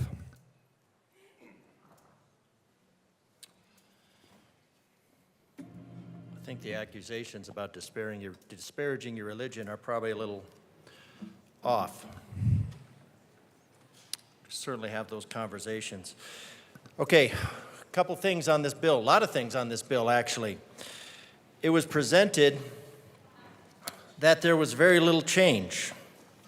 But if I look at this bill, I see 1, 2, 3, 4, 5, 6, 7, 8, 9, 10, 11, 12, 13, 14. 14 out of 14 pages, oh wait, no, 15, because there's the title on the front. Basically, 14 out of 14 pages are all caps, all changes to whatever's going on here. So this is not a modest change. Now, I do appreciate the last speaker bringing up Article 5, Section 34, about anything that we're funding, that the state maintains absolute control. And so this should probably be an object lesson to everybody that's ever asking or thinking about asking for money from the state. You should first and foremost ask, what part of your program do you want this activist legislative body to have absolute control? Now, I think most people will generally say no, they don't want any part of the state to have absolute control. But you have to understand that anything that this body gives money to, it claims absolute control. And it's pretty easy to understand because the words are absolute control. So, Rep. DeGraff, we're not talking about any part of the state. We're talking about the foster care system. Let's please try to keep the discussion there. Thank you, Mr. Chair. But the previous said anything that we were funding, that we have control over it, and I think it's important to note where that comes from, and that comes from Article 5, Section 34, dealing with absolute control of anything that the state gives money to. So no one said anything about discriminating against LGBTQ, or whatever the next letters are, plus. I guess somebody just got caught up in recognizing that the growing acronym was getting a little crazy. Article 5, Section 34. Representative. One of the things that has been brought up is the number of suicides. And as my colleague brought up, that suicides go up 19 times after genital mutilation surgery. That's what happens after genital mutilation surgery when somebody realizes that they can't go back. Now, if you want to look at this whole thing of gender, gender is a term that was effectively made up in about 1955, 55 or 65, I might have those, by a sexologist, introducing this level of confusion by the author of Confusion.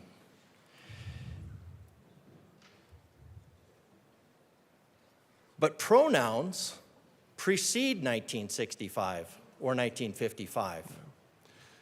So in 1955 or 65, you had an activist who takes on and inserts the word gender instead of sex. Pronouns are based on the sex of the individual. That's either heterogametic or homogametic, XX or XY. So, Any scientist Rep. understands DeGraff, this. the title of the bill is broad. It is concerning a Bill of Rights for youth in foster care. Nonetheless, let's try to keep it in those broad sideboards and not even broader. Please talk about the bill. Thank you, Mr. Chair. But this is a very broad bill. We are making some pretty serious assumptions in this bill. We're making the assumptions that the entire idea of gender identity is founded in something other than the mind. It has no founding. We're looking at this bill, and I do disagree on the intent, because if the outcome is evident, the intent is inferred, to kind of paraphrase Carl Jung.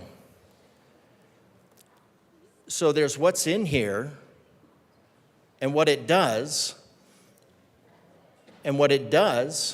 is eliminates a broad range of individuals from the foster care system. Otherwise, they have to be willing to have their conscience violated. Now, you could have stopped this bill and you could have said, hey, kids should have some input on where they're going to go. But no, you didn't say kids should have some input on where they should go, and so that they could pick a family.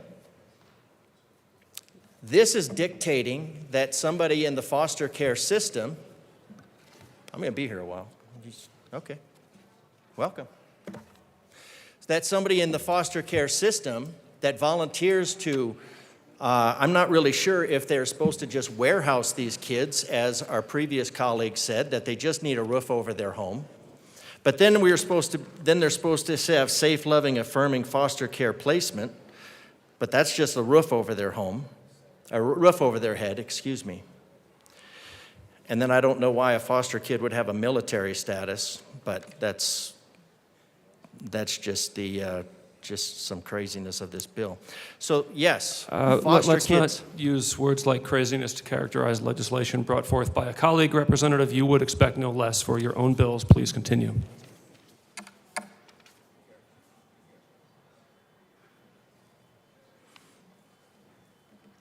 So what we're doing here,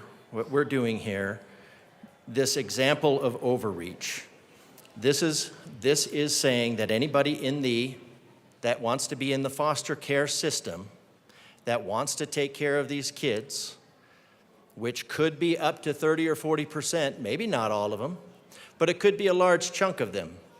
We don't know. But what it's saying is we are going to control the way you think and the way you speak and the way you act, or you're out of the system. Is that what we want to do? This is a bill against the conscience. So now somebody is conflicted. They have to either violate their conscience or be at risk of violating the law, and we already heard that the purpose of this bill is to put some teeth and enforcement behind this ideological push. It's not accidental that that's in there. It can be removed easily, and we could have a Bill of Rights for the kids, for the foster kids. So a letter that I received from a doctor of the head of the chapter of Colorado chapter leader of Gays Against Groomers and a member of the LGBT. All right, come on. Sir, the title of Representative DeGraff, we are not going to use the word groomer or grooming in this debate. It is pejorative. It is speaking to personalities in violation of Rule 23D. Please find ways to express yourself without using pejorative words and transgressing the rules. Please continue. The name of their organization is what I read.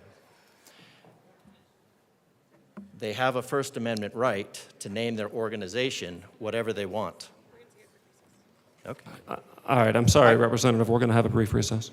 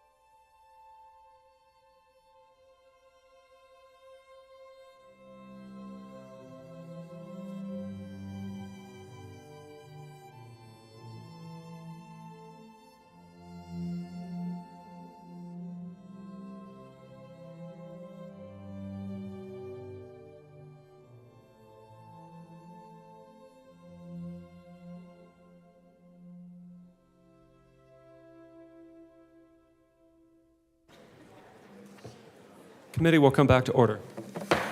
All right, the question was the adoption of 1017 as amended. We will invite Rep. DeGraff to continue his remarks. Thank you, Mr. Chair. Now I'm going to be very careful in reading this as requested, because this is a letter from a constituent in my district, and he is a PhD. I don't know in what. I don't know if he's a doctor that helps people or another kind. My name is, and I am, the Colorado chapter leader of Gays Against Groomers and a member of the LGBTQ+ community of Colorado. Are we all good? It cannot be argued that the children under the care of the state should have the utmost protections afforded to them. However, Bill 24-1017 is not seeking to keep children safe. This bill is attempting to dictate how children are to be raised. This is not an arbitrary or harmless action. It is a gross overstep by the state of Colorado. This bill's sole purpose is to ensure that gender-confused children can only be housed by adults who will affirm their delusions. This legislature is more concerned with indoctrinating children than making sure that stable, kind, and loving guardians are appointed. Our organization is wholly dedicated to ending the indoctrination of children into gender ideology. And as such, we stand firm in our opposition to House Bill 24-1017. The fixation of gender identity throughout this bill is evidence that the state of Colorado is more concerned with political posturing than the serious business of safeguarding children. We urge the Colorado chapter of Gays Against Groomers, urge every state legislator to stand with us, the Colorado chapter of Gays Against Groomers, and vote Representative, no. you've made your point. I'm just clarifying who we're talking about. So this bill has the result of furthering a highly experimental ideology, one that has been shown, as it's been promulgated in our school system by activist teachers, probably hear from some, that they can choose their sex. Now, if we look at this, according to the search results, the term gender was first used in 1955, and then it was redefined as all those things that a person says or does to disclose himself or herself as having the status of man, boy, girl, or woman. And now I think there's about 257 other ones. Let's try to bring it back to the bill, Representative DeGraff. Well, sir, we're talking about gender identity, and last I checked, there were about 257 gender We are identities. talking about 1017, the title of which is Concerning a Bill of Rights for Youth in Foster Care. Please continue. Okay. My point is that pronouns precede the concept of gender. As anybody familiar with the English language would know, and the characteristics of sex which males and females are created to differentiate to physical attributes. Now we do such nonsense as female as birthing persons and males as non-birthing parents. We had that covered. If this was about protecting the youth, there would be language that we could remove. But we can see what the actual intent is by where the line is drawn in the sand.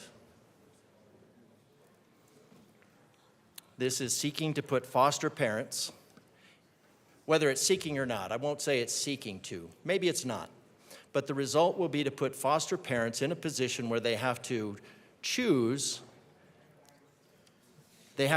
between the care. So we have this affirming care idea, but I'm just wondering if somebody has an anorexic kid in their foster care, should they refer to him as fat because that's the way they feel?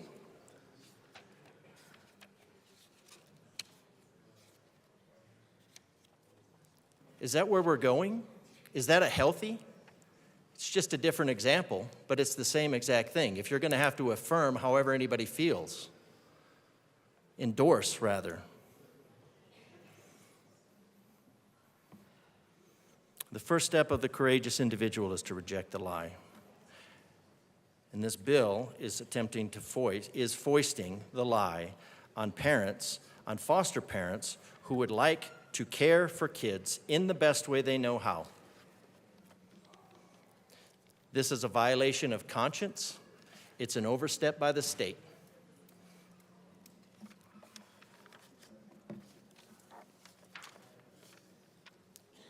It is the actions of activists and totalitarians, and I Representative, you're recommend a speaking no a vote motive to the against bill. this bill. Rep. Doherty. Thank you. And again, I just want to reiterate that we are really not changing the law as it currently exists. I know that it's the beginning of session.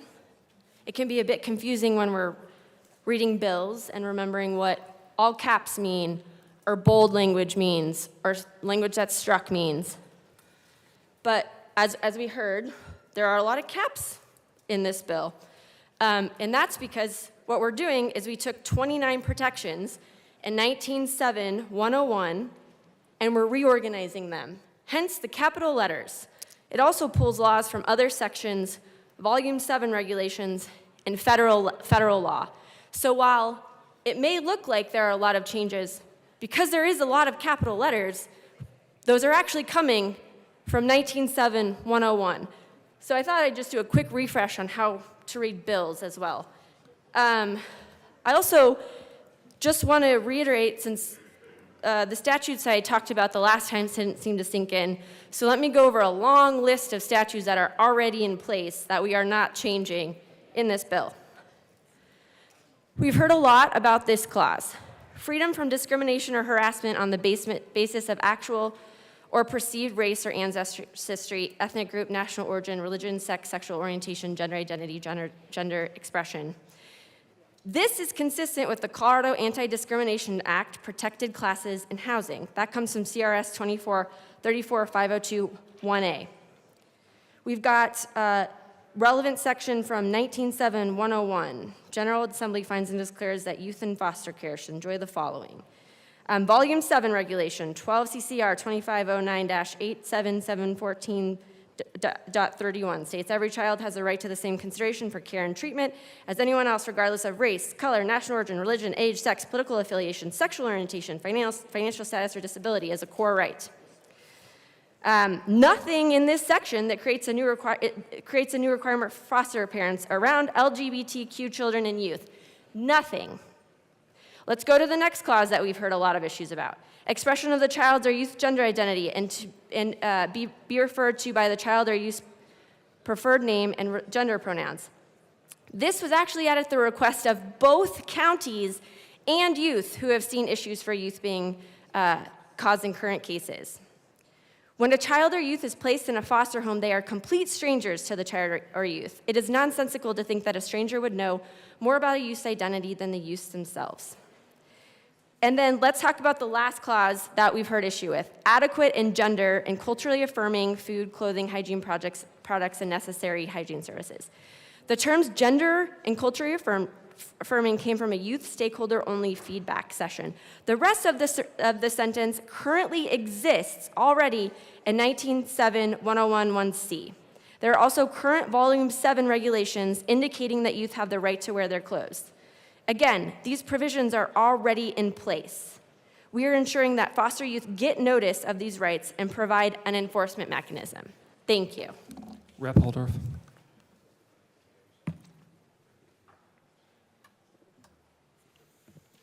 Thank you, Mr. Chair. Thank you for your leadership in this difficult debate. The bill sponsor has just rattled off a long litany of existing statute. The bill sponsors presented these, saying that there's nothing new.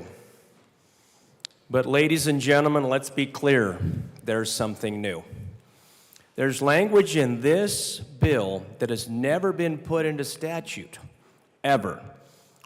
Now I'm going to let everybody take a test. I like tests. I used to teach many, many years ago for the Command and General Staff College. I gave a lot of tests to captains and majors out of Fort Leavenworth, Kansas. So who can come up to this podium and tell me what is the new language? I'll give you a hint. It's an acronym. We used them a lot in the military.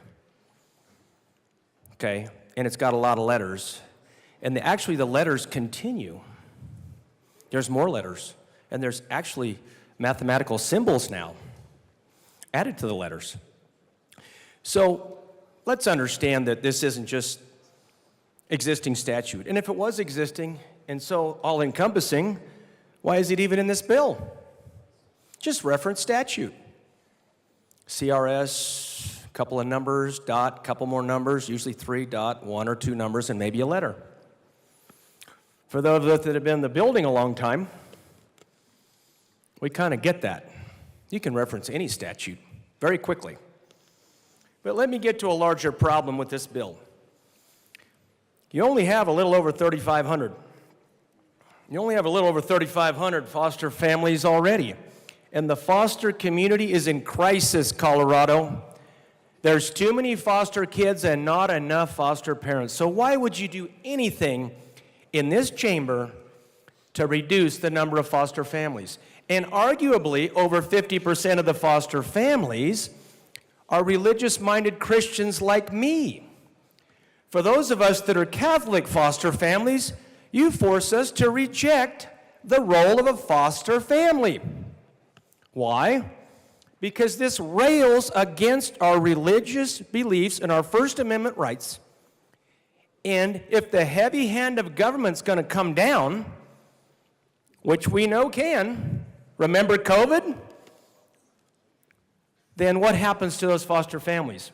And we've offered, the bill sponsor's a lawyer, she's offered a bill that's going to create a whole new litigious environment for foster families, because now they can be sued by more lawyers over here because they're not meeting this Bill of Rights and they're violating statute.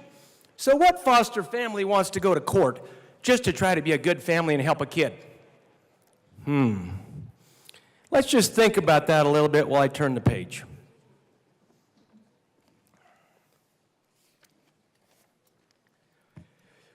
This is a very sensitive issue, and yeah, we're just getting started. Statistically, for those of us that are just throwing numbers around loosely, 7.1% of U.S. citizens are part of this acronym named community that starts with an L and ends with a plus. 7.1. So how in the world are 30% of these kids tied up in this conundrum?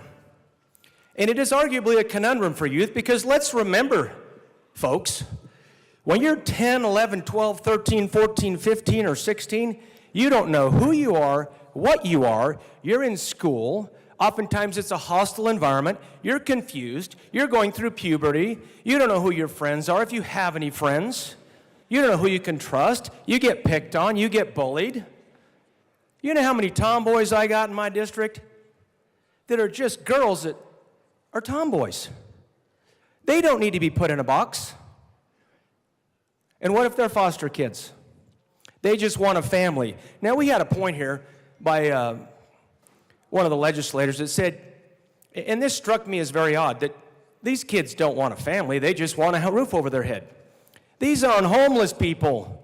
These are lost kids, lost in society, a most difficult and very difficult environment. Because when you turn 12 or 13, you go into a tunnel. And when you're 17 or 18, you come out the other end. And it's a tough journey. We've all gone through it. What are you going to be when you grow up? Don't know. What are you going to do when you grow up? Am I going to go to the military? Am I going to go to college? Am I going to go to work? Will I even be alive? Because suicide rates are high. Do the struggles of being a teenager, are they going to super elevate you to that level where you choose a permanent solution to a temporary problem, which is just growing up? Growing up is hard. Why do we want to make it more difficult? Let kids be kids. Kids just want to be kids. They don't need all this mess. Let them just be kids and grow up and figure out what they want to do when they're 18, 19, or 20, or 21. Now I'm going to tell you folks a little secret. I was talking to a doctor from Denver Health, and he told me in confidence that there is no reason for any youth to do this gender-affirming surgery because it is near irreversible, and the psychosomatic situation and conditions and the physiological situations and conditions that are caused by this surgery, if a kid makes the wrong mistake, and how many of us were kids and made one bad decision? You run out of fingers and toes. That's what happens, people, because growing up is hard. But we're going to put this on top of the foster families, and they are going to have to navigate this. And that's not fair. That's not fair to my Christian foster families in my faith group. It's not fair. You want to talk about fairness? If this is already in statute, then let's pass the amendment that's soon to be forthcoming, and let's move on and take care of kids. If this is a political issue, let's continue to politicize it and not take care of foster families. And now we're going to have to leave the system because it rails against their religious beliefs. And they can't do it anymore. And they love kids, and they want to help, and they have big hearts. Now, I also have a letter that I need to read.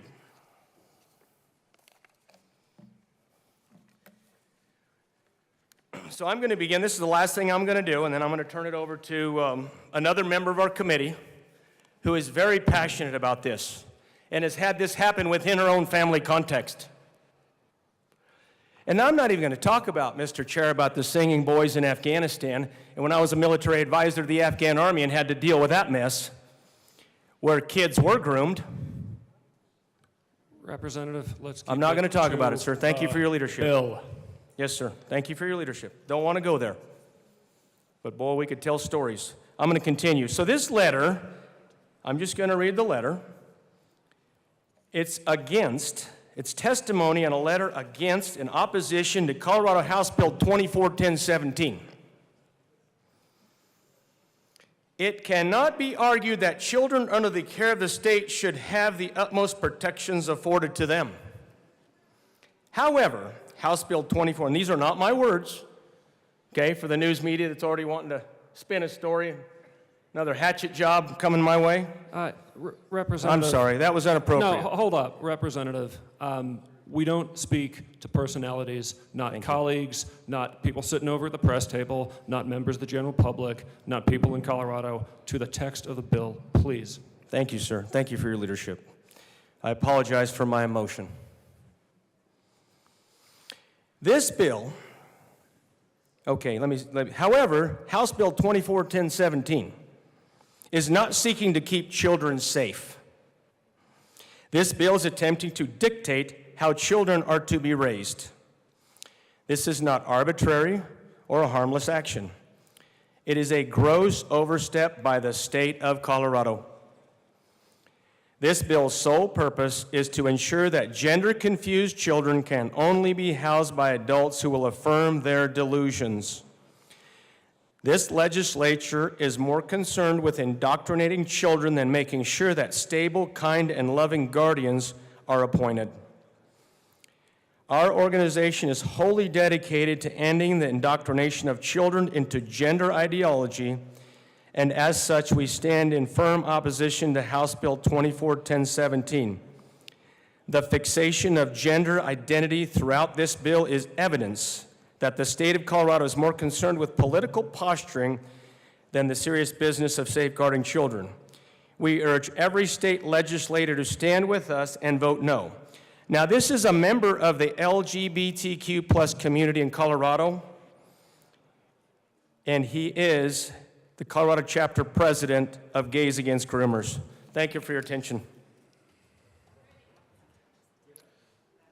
So, members, we've said things about certain terms that are derogatory in nature, and they don't need to be used further. They don't need to be used repetitively or to provoke. Representative Bradley, I think you were next. Thank you, Mr. Chair. I move House Bill 1017 L003 and ask for it to be displayed. All right. 1 second, we'll get it up on the screen. All right, L3 is in focus. Please go ahead to the amendment. Okay. The first part is to, on page 2, strike lines 17 and 18, which say, foster care placement regardless of the child's or youth's sexual orientation, gender identity, or gender expression. I would like to have that struck and just have foster care placement. Page 3, I'd like to strike lines 17 through 24. 30% of children and youth in foster care nationwide identify as LGBTQ+, and these children and youth have an additional layer of trauma that accompanies being rejected or mistreated because of their sexual orientation, gender identity, or gender expression. I would like that struck. Page 5, lines 6 and 7, I would like to strike sexual orientation, gender identity, gender expression. Page 5, lines 8 and 9, strike military status or HIV status and just substitute military status, which I don't know how many kids have military status that are under the age of 18, so that's goofy anyway. And then page 5, strike lines 13 through 15. I'm so thankful that I got educated on how to read a bill, because now I know that why are we doing this bill anyway if we already had these rules in place? If these rights are protected by the Constitution, then why do we need another bill? I know we love to be bill happy in this Capitol, but why do we need another bill? If this is already protected, why do we need another bill? I have asked for bipartisan support. I have come to this Capitol this year pledging bipartisan support. I have asked for a couple of things to be stricken out of this bill to make it so that foster care families can continue to provide loving and caring environments for the kids who desperately need them. We're 1,200 homes short of these children that are living in county departments and hospitals and other places. Can we come to the table and have bipartisan support and take some of this ideology out and support the kids that truly need them? I sit on public health, now Health and Human Services, and we talk in that committee about not siloing children. We are trying desperately, do not silo kids. All kids deserve this. We know that Black and brown kids are more adversely affected by foster care. They disproportionately represent too many children in foster care. So as we sit and talk about not siloing, we're siloing. There's no reason to silo. All kids should be protected. Not this kid or that kid or her or him. All children deserve this right. We've got to stop with this ideology, you guys. Let's protect all the children. Let's get all these kids into loving homes with loving parents. Let's get these kids out of the foster care system. Get them off sleeping on floors. Get them with families that deserve to love them, and they deserve to be loved. Drop the regulations and restrictions, and let's not lose 50% of foster care families. There was no research to suggest that LGBTQ plus kids were getting harmed by Christian families that had brought them into their homes. Not one single person testified to that. And if we lose 50% of families, we're now going to have 2,000 kids in foster care, and that would be actually shameful. Please vote yes to this amendment. Thank you. The question is L3. Is there further discussion? Representative Parenti. Thank you, Mr. Chair. Colleagues, again, as a foster family, as someone who has been a licensed foster care family for several years now, I would just offer that there is nothing in the proposed legislation that infringes on a good foster home's ability to be a good and loving place for all children. I actually agree with the last speaker. Let's make it for all children. That's exactly what we're trying to do. We're trying to create a safe place for all children, and we should not exclude from that definition kids with HIV, or gay kids, or trans kids. We want to protect all kids. And for that reason, I would urge your no vote on this amendment. Thank you. Is there further discussion on L3? Rep. DeGraff. Thank you, Mr. Chair. Appreciate the comments of the previous speaker. I am curious. I noticed the button, and I would like to get some delineation on the new bands that have been added. It used to be a rainbow. Now it has more. So I'm just curious what those are. Light blue, light pink. What are those? So, Rep. DeGraff, Just a curiosity. we're on L3 right now, which is a narrow question within the broader bill. Please confine your remarks to L3. I'm going to support this amendment. I don't really understand why we would have military status, because I think they have to be independent or to be in the military before the age of 18. And at the age of 18, then they'd be in the military, be employed, be housed. So I don't know why the military, but the HIV status, freedom from discrimination or harassment on the basis of actual or perceived, blah, blah, blah, blah, blah, or perceived HIV status. Now, I don't know why we would specify HIV status when there's lots of other statuses. There's lots of other, HIV is a very specific condition. And the thing about that very specific condition is it has very specific medical needs. And what you're saying to a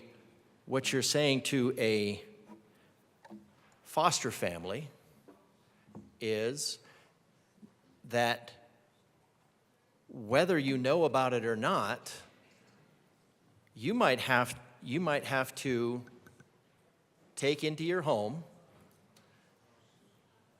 somebody with a very deadly condition, and you can't discriminate against them. The state is going to bring somebody to your door, probably won't tell you about it. So again, it really doesn't matter what the intent of this bill is. The result is that people that are looking to protect their family and values are going to have to leave the foster care system. Now that we've delineated that,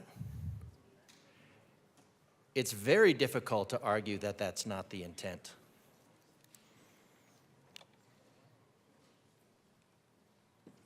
Just for the sake, we just went through, whether it's a legitimate pandemic or not, we just went through a whole thing where people were masked up and you had to, all kinds of medical stuff. Not medical, narrative stuff, but HIV status. Somebody volunteers to be a foster parent, and then the state, because of Article 5, Section 34, is going to say, you have to be willing to take a deadly disease into your home without knowing about it, without being prepared for it, and without being able to make any sort of adjustments. I don't know. This bill should probably have some sort of rights of the foster parents themselves, but we can see that if you sign up to be a foster parent, the state is coming after you. The state is coming after you in any way, shape, or form. And we're going to end up with lots more kids on the street. Is that the intent? Doesn't matter. That's what's going to happen. I recommend a yes vote on this amendment. I'd still probably be a no vote on the bill. Representative Frizzell to L3.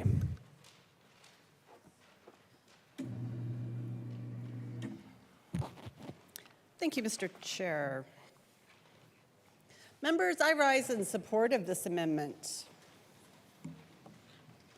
And the reason why I rise in support of this amendment is I believe that fundamentally this is a good and important bill. It says a lot of things that are important to these kids who are in crisis. They're having the worst time of their life, perhaps.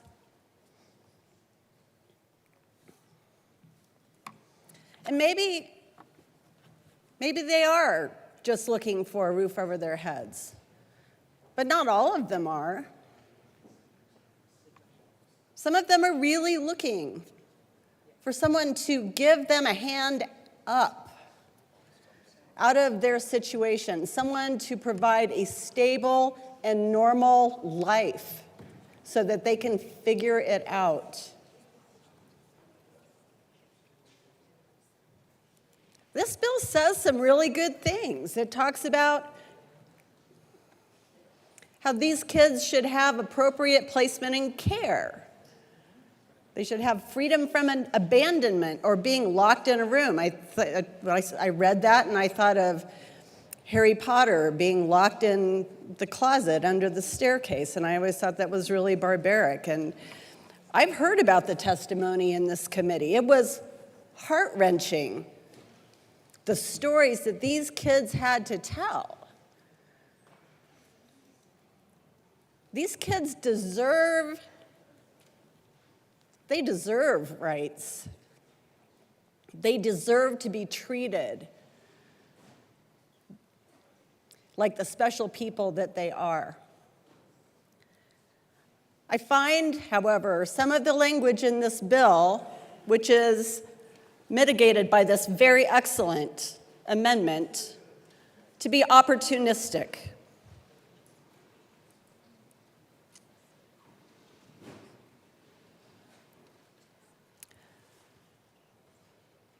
We have a great need for foster care families in this state, nationwide. But it strikes me when I read on page 6, beginning on line 19, this is assuring one of these special kids that they should have placement with a foster care provider who is aware of and understands the child's or youth's unique history as it relates to the child's or youth's care, and who possesses the appropriate knowledge and skills to provide for the child or youth's needs. It seems to me that we've already covered this.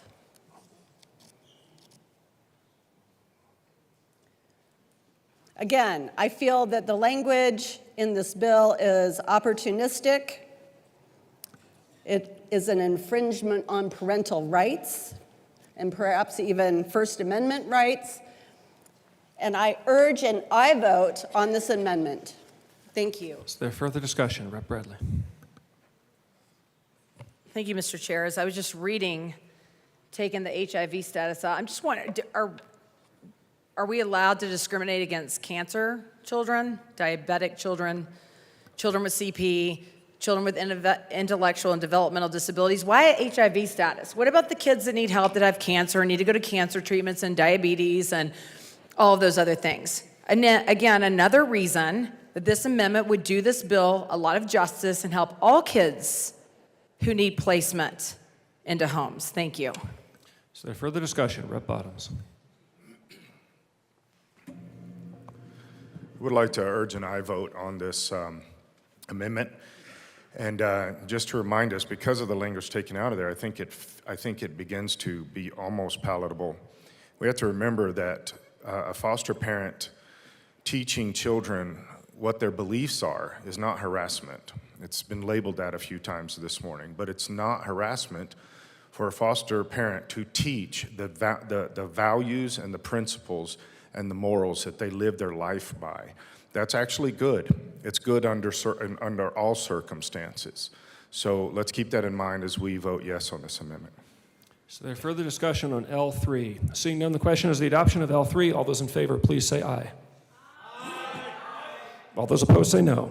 No. L3 is lost. We are back to the bill. Is there further discussion on House Bill 1017? Seeing none, the question is the adoption of House Bill 1017 as amended. All those in favor, please say aye. Any opposed, say no. No. The ayes have it. 1017 as amended is passed.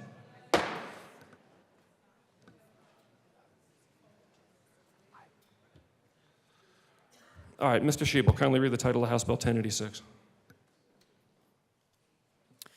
House Bill 1086 by Representatives Holtorf and Amabile, concerning the operation of the Denver Health and Hospital Authority.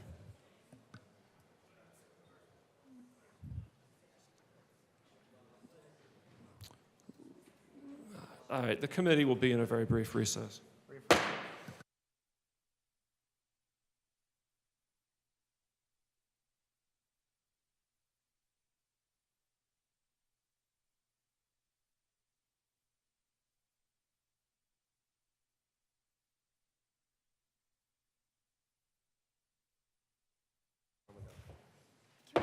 Committee will come back to order. We had read the title of 1086 by Representative Soltorf and Amabile. Who's going to go first? Rep. Amabile. Thank you, Mr. Chair. See, we can't agree on the height of the podium. So this bill was heard in committee. It was voted on unanimously. I'm sorry, representatives. We need to get a motion on the bill.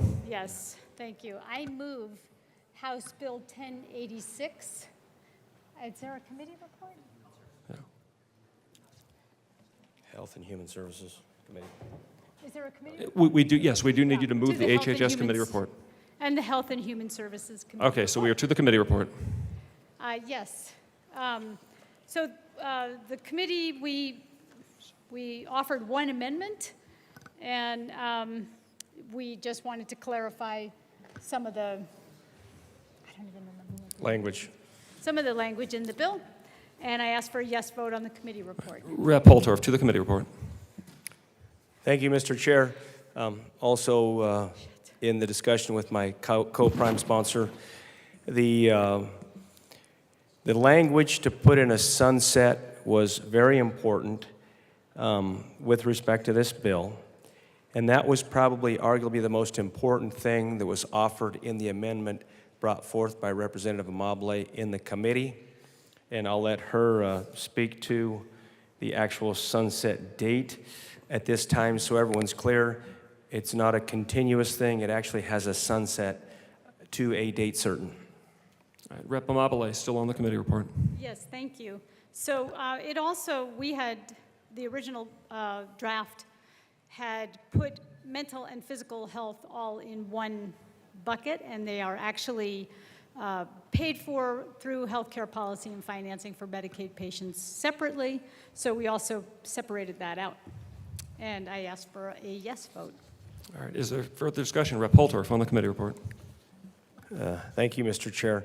Additionally, to add some more context to that, Denver Health, as a backstop to all health here in Colorado, has to coordinate with the MCO now.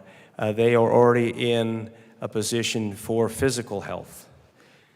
But with respect to this amendment now, they will have to solicit through HCPF their involvement in the behavioral health space.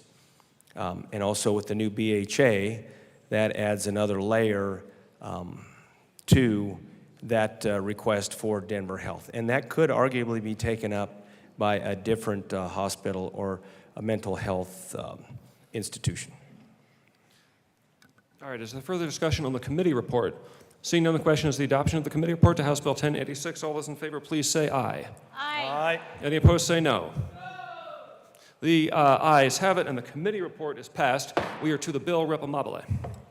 Yes, we have one amendment to the bill, L002, and I ask that it be displayed.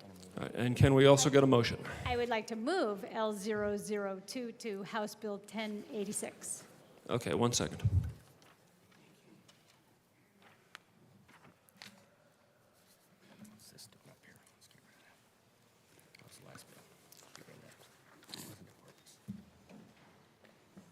All right, the amendment is in focus on the screen. Please go ahead to L2.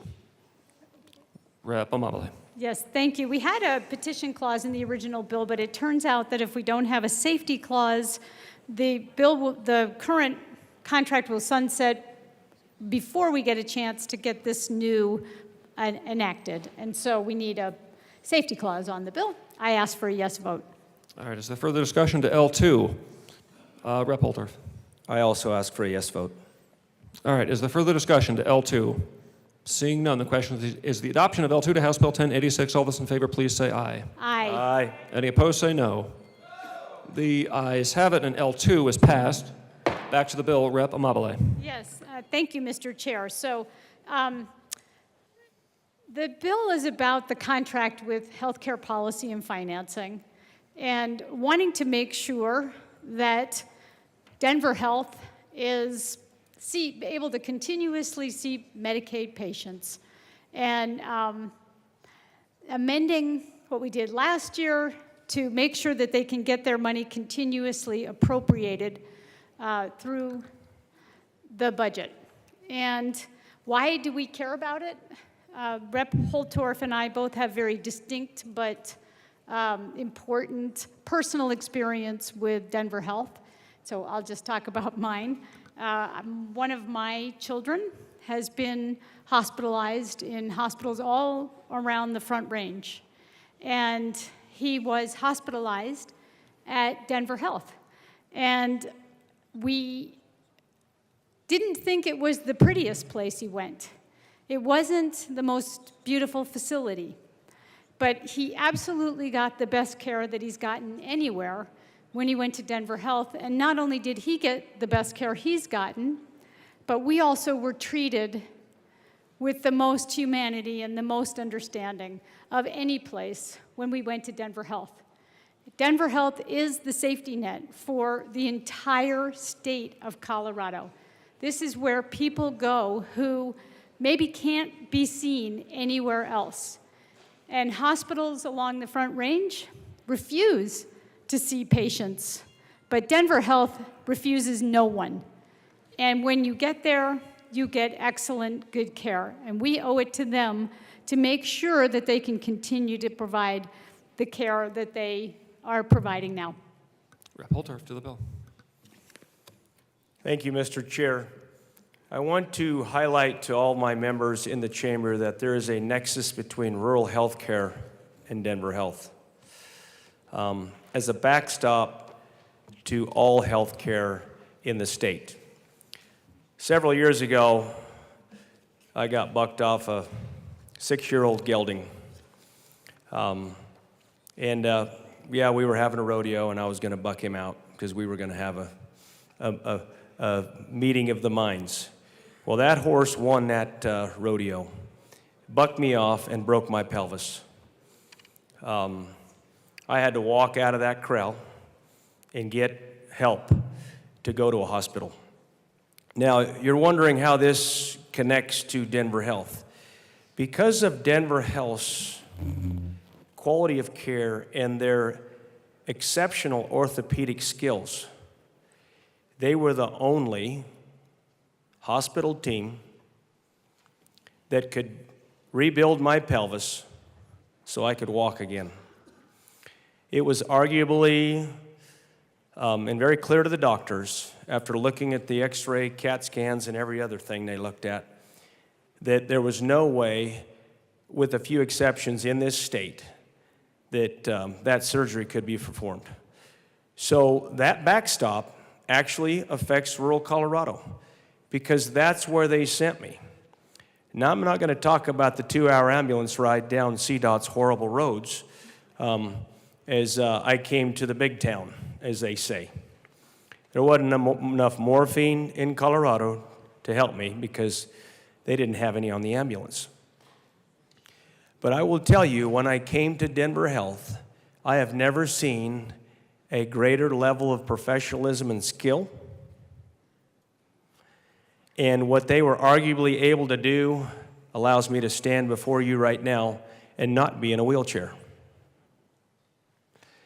So, when I was asked to consider this because of the backstop that Denver Health provides not only to urban Colorado, but to rural Colorado in those times of need, and thinking about my personal story, I said, I will be a co-prime sponsor of this bill. Regardless of pay, and arguably I have insurance, I'm fortunate for that, but not everybody does. And they do not turn anybody away. And here's the other thing, ladies and gentlemen, and I know I've got some very robust debate, which I encourage, about this subject. Regardless of your ability to pay, regardless of your insurance status, many medical facilities will say, no, we can't take you. But Denver Health doesn't turn anybody away. They take one and all, and they do their job of practicing healthcare. And one of the reasons, arguably, they're so good at this is because of their throughput. Now, I'm not going to tell you I showed up at 8 o'clock that night for surgery. There was a gunshot wound. that had to go ahead of me. There was an ambulance and an accident that went ahead of me, and another surgery that went ahead of me. So the next day, and I'm a pretty tough old cowboy, you know, walking out of that crowd, people said, "How did you do it?" And I don't know. But having said this, I waited till 10:30 the next morning to go into surgery. And everybody went ahead of me. And I did that willingly because I said, these people, I'm not dying here. My broken pelvis is a long way from my heart, and I'm not bleeding out. And I know what that is, having served in combat. So I said, take care of all these people first. When you get to me, you'll get to me. But the level of professionalism is unmatched, and my co-prime sponsor is witness to that in her life, and I am witness to that in my life. So I encourage and I vote. Is there further discussion on House Bill 1086? Rep. Hartzog. Thank you, Mr. Chair. First of all, I would very happy that my colleagues have recovered very well from their accidents, are doing well, as is anyone who goes to any hospital. So I got a couple of questions and concerns about this bill. We went through this last year. So here's a couple things. We, the taxpayers, are continuing to bail out Denver Health. And in this particular case, we're now looking at, because of the increases that have come in from the immigrants that are up here. I mean, that's why the mayor was back in D.C., because there's somewhere 37,000 that are in the metro area. Denver Health is a level 1 trauma center. Any level 1 trauma center is designed to accommodate and do that throughput. When a hospital says it can't take you, that's because it goes on divert, and it sends the ambulances to another hospital that can service you. So if you're a level 1 that's coming in, being on an ambulance, and that hospital's on divert, then you're going to another level 1 trauma center, of which we don't have a whole lot in Colorado. It deals with staffing, it deals with a whole bunch of issues. Level 2 trauma centers are what the majority of the hospitals are around here, do not have a lot of the in-house surgeons that are on call sitting in there to handle your level 1 traumas. So that's why you will get diverted and go someplace. But no hospital turns you away. No hospital turns you away if you can't pay.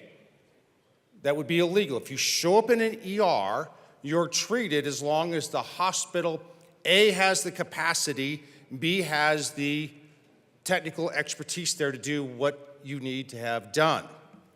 In this bill, on page 3, we talk about, under paragraph C, it says, the increased demand for services among uninsured, underinsured, and increases in the number of homeless, et cetera, et cetera. So from a policy perspective, we are levying upon Denver Health and other medical facilities across this state, both rural and in the metro's area, a huge burden that it was never designed to handle.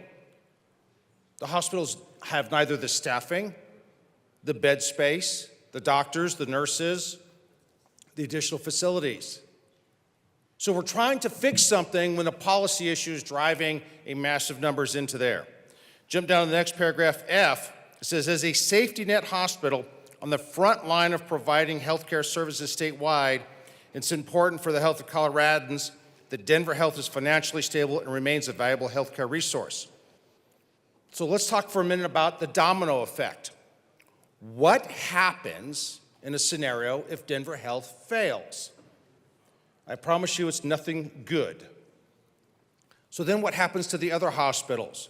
What happens, where's the demand go? Who has to pick up that slack that cannot be carried?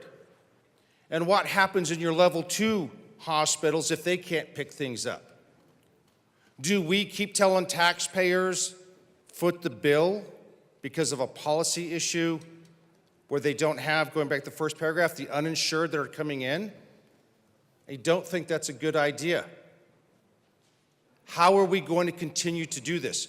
Are we going to keep coming back here year after year saying, let's bail out Denver Health again because they're a safety net?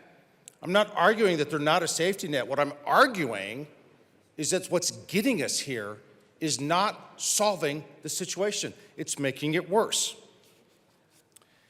Then you get down to paragraph G. It says, is the largest safety net hospital in Colorado. It maintains and invests, et cetera. So the largest. We're bailing out the largest hospital.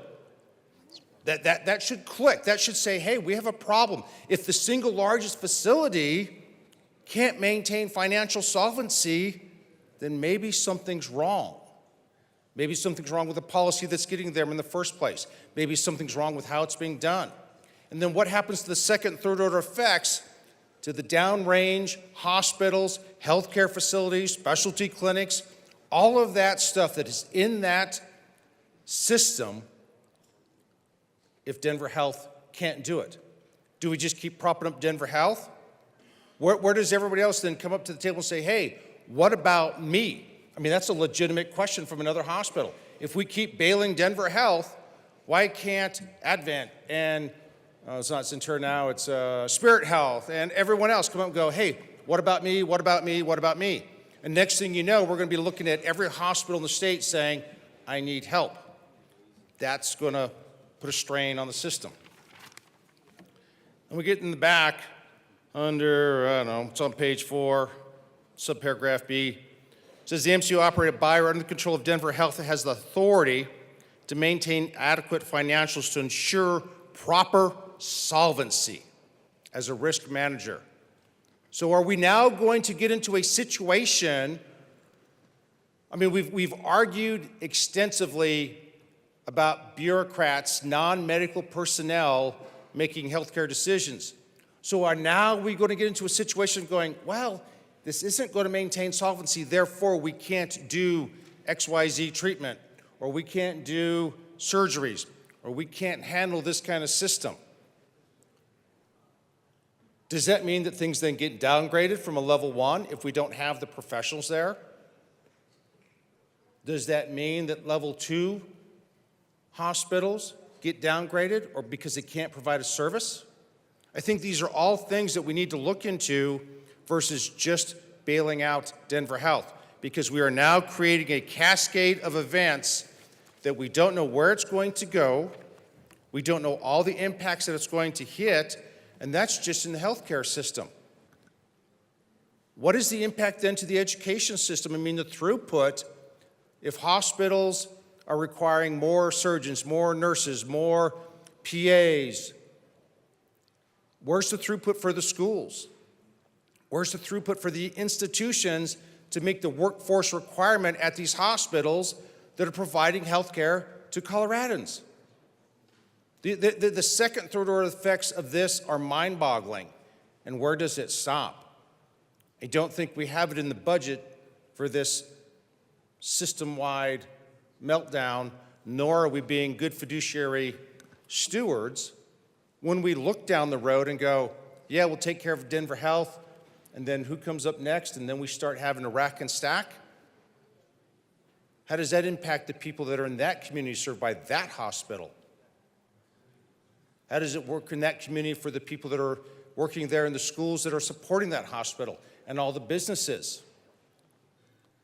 We need to start looking at the big picture issues that are driving us to this point where we have to deal with the financial solvency for Denver Health before we end up with a much bigger problem that we have a catastrophe in our hands.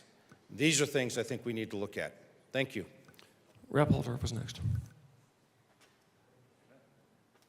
Who'd like to go next? Looks like Rep. DeGraff.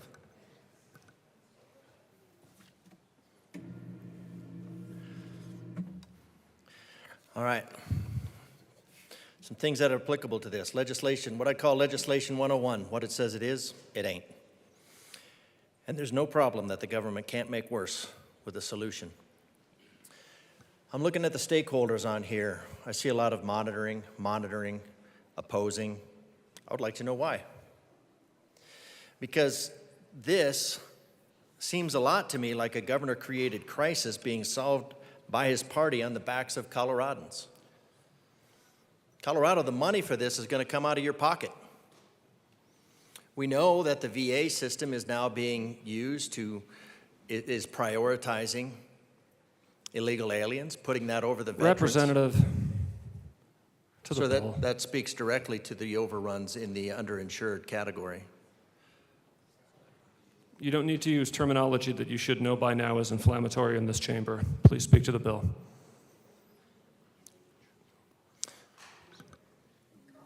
So those are legal terms. Those are specific legal terms. Now, I don't know why saying VA, I could specify the VA is the Veterans Association. I don't know why that VA is offensive.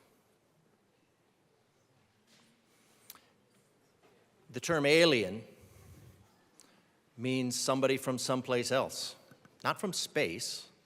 It means somebody from someplace else, a visitor.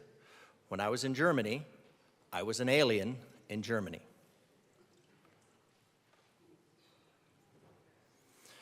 When my daughter overstayed her visa, she was an illegal alien in Germany. And it's illegal. So there's the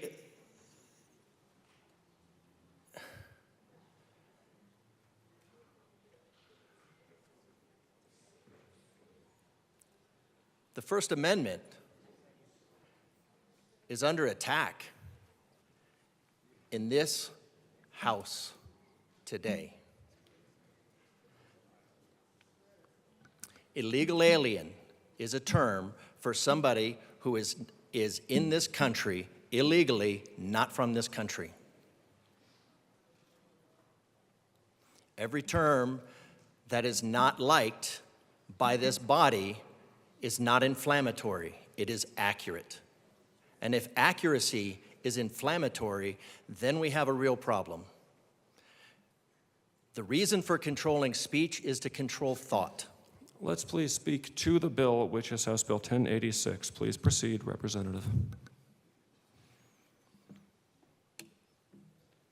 We have a crisis that is created by the legislative policies of the governor and the majority. We have our Veterans Affairs medical system being overrun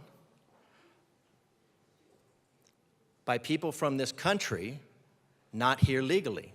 We have our emergency system being overrun by people in this country not legally.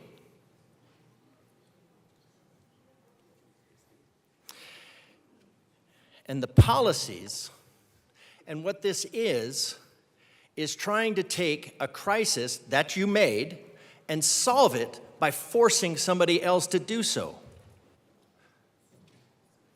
When you compel somebody to do work on your behalf, there is a term for that, but it's probably inflammatory. But it is consistent with the history of the majority party. We take people and we force hospitals to accept people if they get on the property and cannot pay. That puts hospitals out of business. That doesn't eliminate the need. And if anybody's ideas are socialized medicine, I've lived in Canada, I've lived in Germany, and I've lived under socialized medicine, so we could talk about that. It's not a good idea.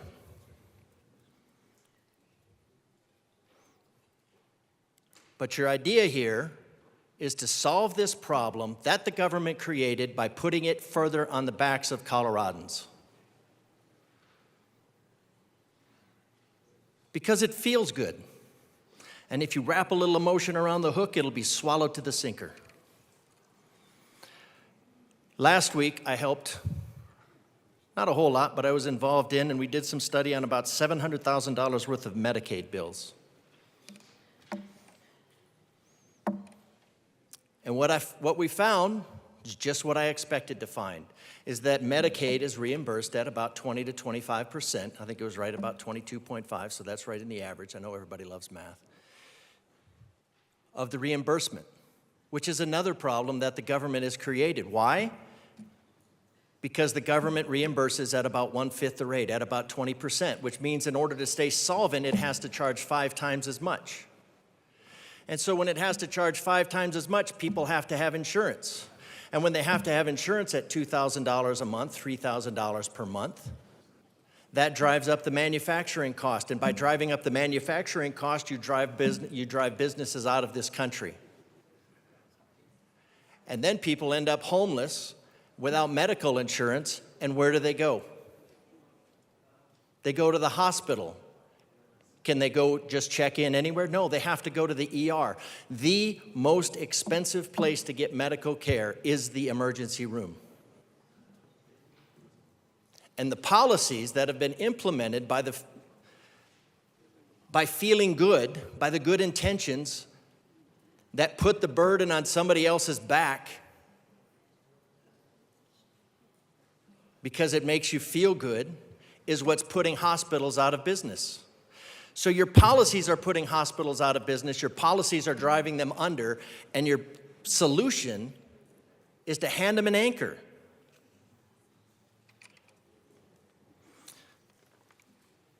The bill prohibits.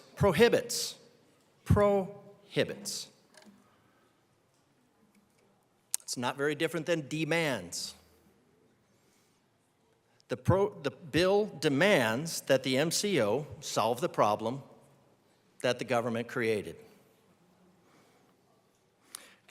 Safety net hospitals are experiencing significant financial hardships due to uncompensated care. Why? Why? You're not solving a problem here, you're just putting it on somebody else's back. 127% increased from 2020 to 2023. Wow, what happened from 2020 to 2023? Man, I just got nothing. Uncompensated care at Denver Health has increased 127%. The policies of the majority party have increased unfunded care 127%. And then you're shocked that places are going under. Demand for services among underinsured and uninsured have increased the number of homeless patients. Why? Because your policies force people into insurance policies. Insurance policies drive up the cost drives the business out of the country, and boom, they don't have a job, so where do they go for their health care? The emergency room, and make this problem worse.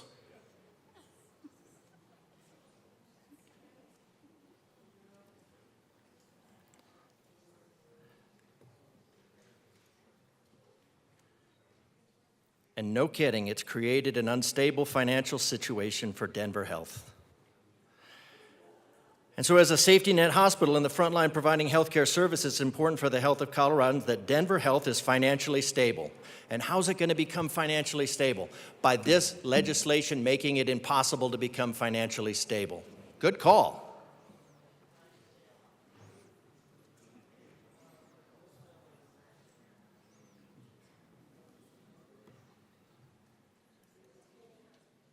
I'll wait.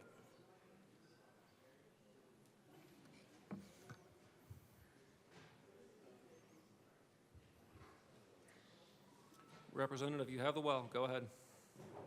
I have the well. But the chamber lacks the decency to take their conversations outside. To the bill, Representative. As a safety net hospital for the front line providing healthcare services statewide, it is important for the health of Coloradans that Denver Health is financially stable. And your options are making them less financially stable or putting that burden, without solving the problem, just putting that burden on the back of Coloradans who are already buried and increasingly buried and are going to be buried 500 more times by the legislation out of this body. Statewide managed care rules. The department shall offer to enter into a contract with MCO operated by or under the control of Denver Health and Hospital Authority, created pursuant to Article whatever, until the MCO ceases to operate as a Medicaid managed care program. Well, if I had any option, that would be the one.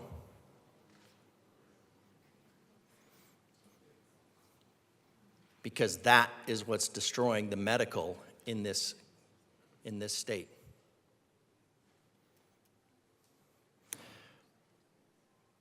The MCO shall is a dictate.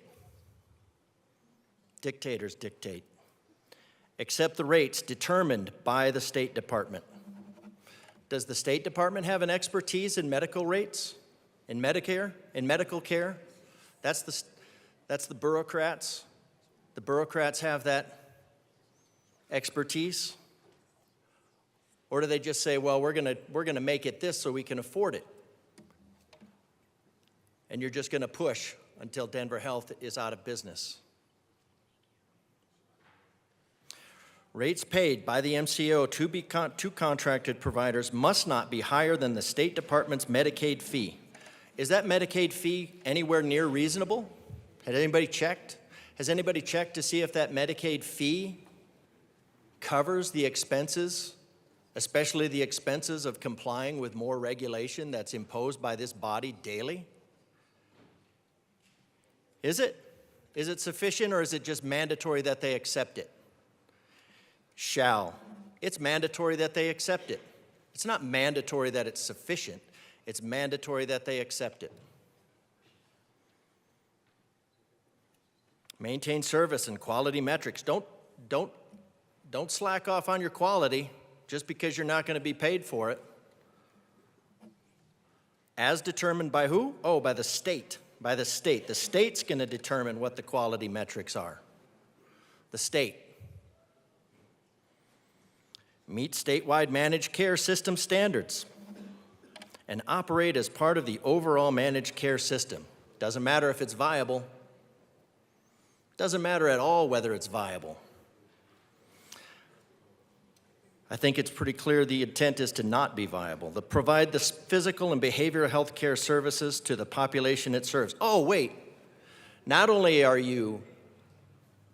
can you not maintain solvency, but the State Department is going to add physical and behavioral health care services to the population it serves. What are physical and behavioral health care services to the population it serves? I mean, it's pretty important to add that in. What are they? Oh, they're pretty undefined. They'll be defined by a rulemaking agency later on because it'll make somebody feel good just to say, I want somebody else to solve the problem that we created. By we, I mean you.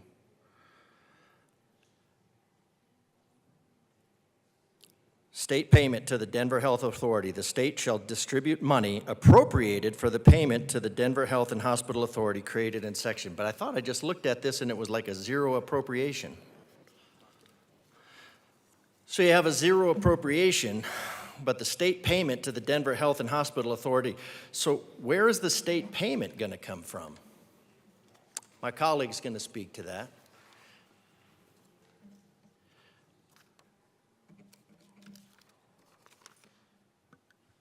Why is Colorado suffering? Why are hospitals suffering? Because we're compounding bad ideas with worse ones.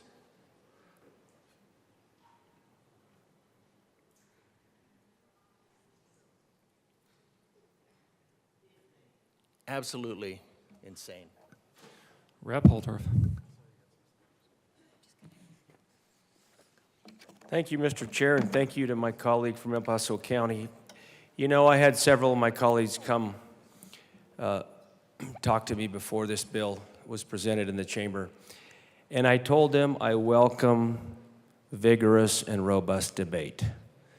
That's what we do here. That is our charter.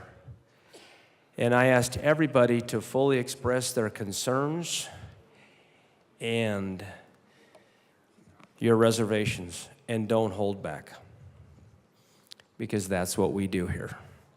Now, I want to point out a couple of things that I think are relevant in the discussion. First of all, this particular bill does not have an appropriation, and there is no fiscal note.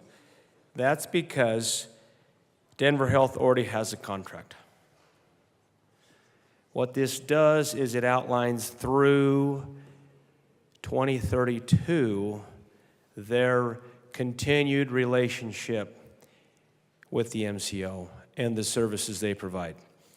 And I want to talk a little bit about the Medicare, Medicaid space. And this applies, being the ranking member on public health and behavioral health and human services, now health and human services. We learn after many years of serving on that committee that over 60%, 65% of all services received in medical hospitals and clinics in Colorado are in the Medicare and Medicaid space. Those rates are set at the federal level. It's not a state rate. Now, arguably, it was presented that those are discounted rates, and they are. A lot of hospital facilities will inflate their rates, only to have to back them down to a more reasonable level. And that is arguably the system that we have in this country with respect to Medicare and Medicaid. And most people don't know this, but at the federal level, 65% of the federal budget goes to these entitlement programs or these programs, social programs. And one of the largest categories, the largest category in those programs is Medicare and Medicaid at the federal level. It is a very large part of the budget across all the states and territories. In this case, there is no fiscal note. The relationship, and yes, HCPF manages these contracts, and HCPF sets the rates, and that department has this responsibility. You know, Department of Healthcare Policy and Finance, they have a very important role, and they do arguably have the largest, I believe, correct me if I'm wrong, anyone, the largest portion of the state budget because of this responsibility. Now, we're not making an additional appropriation. We're extending the current relationship, and this particular bill offers Denver Health also the opportunity to enter into this new behavioral health space, which I'm not going to speculate, but I imagine they're not going to want that because they've already got an 800-pound gorilla they got to deal with, and that's a 500-pound alligator. There's just so much to this, but I'm not going to speak on their behalf. They have to decide that. But I will tell you that if you really look at this,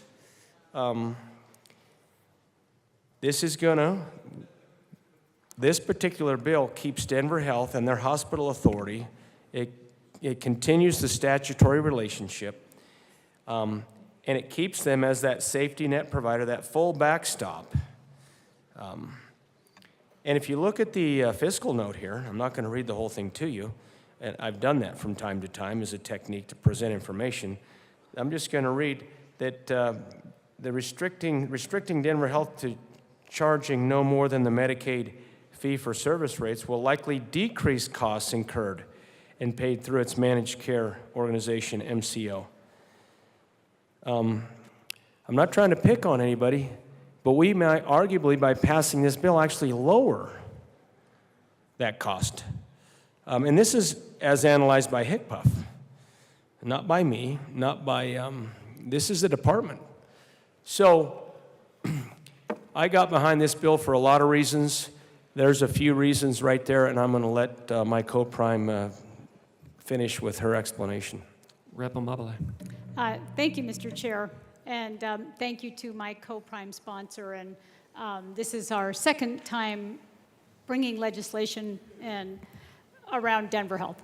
So let me just say, yes, there are problems with our healthcare system, and we need to address those in a bunch of different ways. But that's not the subject of this bill today. This bill is about Denver Health contracting with healthcare policy and financing so that it can provide health services, because they are a hospital, to people who have Medicare and Medicaid. That's all the bill is about. And I think in America, we have a social contract that says we don't just let people die on the streets because they don't have the money to pay for their health care. We provide health services for everybody. And that's a core value. So this bill is saying, hey, Denver Health does more care for people who don't have the ability to pay or who are insured through Medicare and Medicaid than any other hospital in the state. And they do that at a cost to them. The reimbursements don't keep up with the costs. And to the extent that we all want to live in a place where we don't let people die on the street, we supplement that. And I think that's a good thing. And yes, I would love to have a larger conversation about how we do that, but that, again, is not the subject for today. And I hope you'll all vote yes to support Denver Health and this bill. Thank you. Is there further discussion on House Bill 1086? Seeing none, the question is the adoption of House Bill 1086 as amended. All those in favor, please say aye. Any opposed, say no. The ayes have it. 1086 as amended is adopted. Madam Majority Leader. Thank you, Mr. Chair. I move the committee rise and report. Seeing no objection, the committee will rise and report.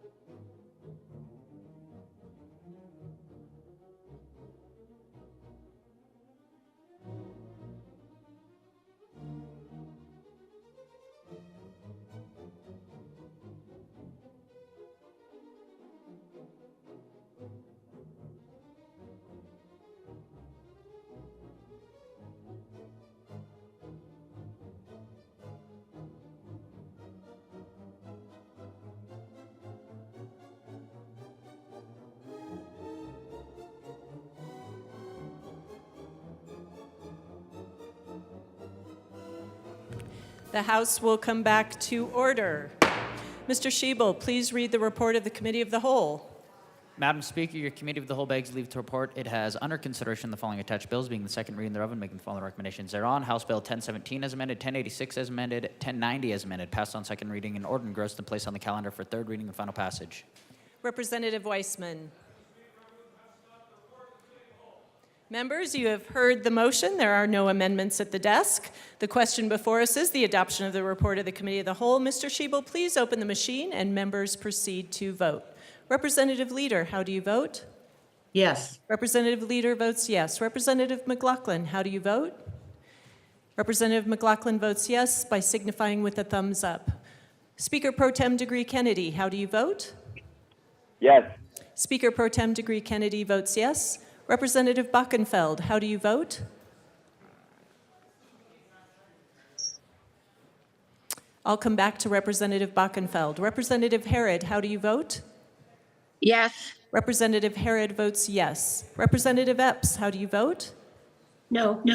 Representative Epps votes no. Representative Bachenfeld. Yes. Representative Bachenfeld votes yes.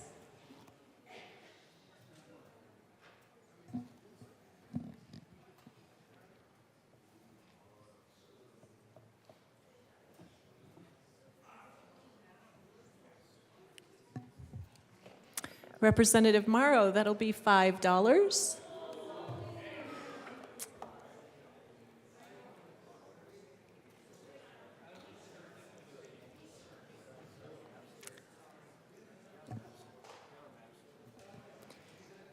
Representative Soper will be excused.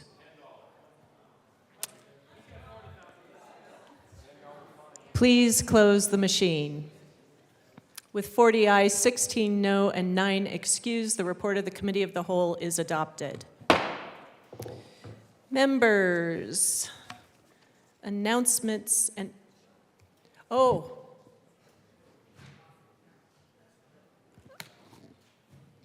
announcements and introductions. We're all good. Okay.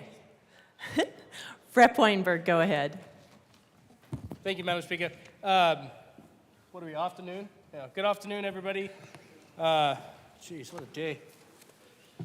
So, please have these in the next day or two, otherwise it won't get sent out in time.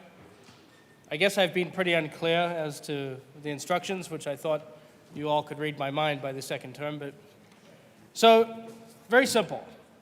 This is the 78th anniversary that Loveland sends out Valentines from the city. All you have to do is write a note in it if you want it, to your mom, to your loved one, put it in this envelope, put an address on it, I'll take care of the rest. Drop it in my red box on my desk, please. Or just hand it to me when you see me. I've got 2 more days to do this.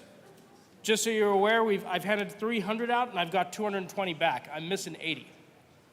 So please, get on it, Democrats.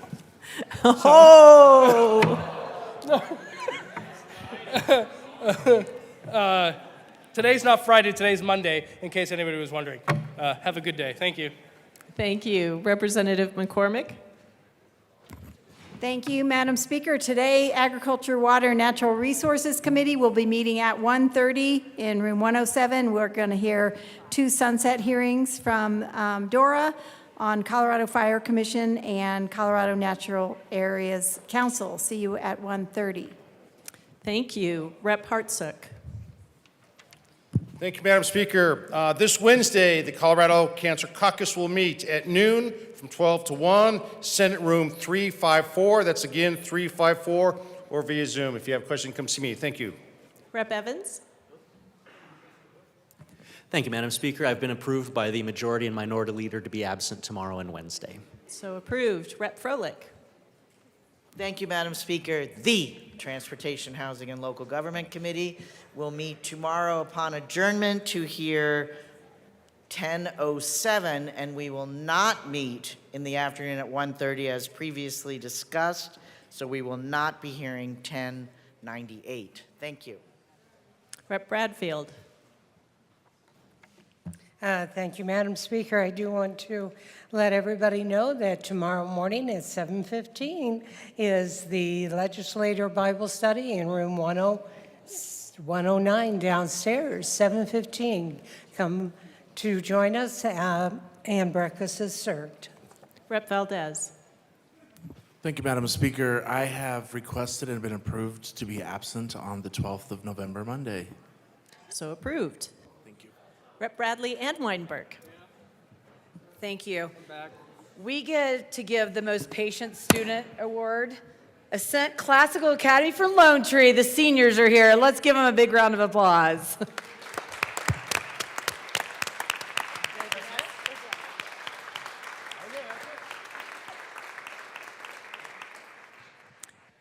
Rep. Tatone, did you have an announcement? Okay, thank you. Madam Majority Leader. Thank you, Madam Speaker. I move the House stand in recess until later today. The House will stand in recess until later today.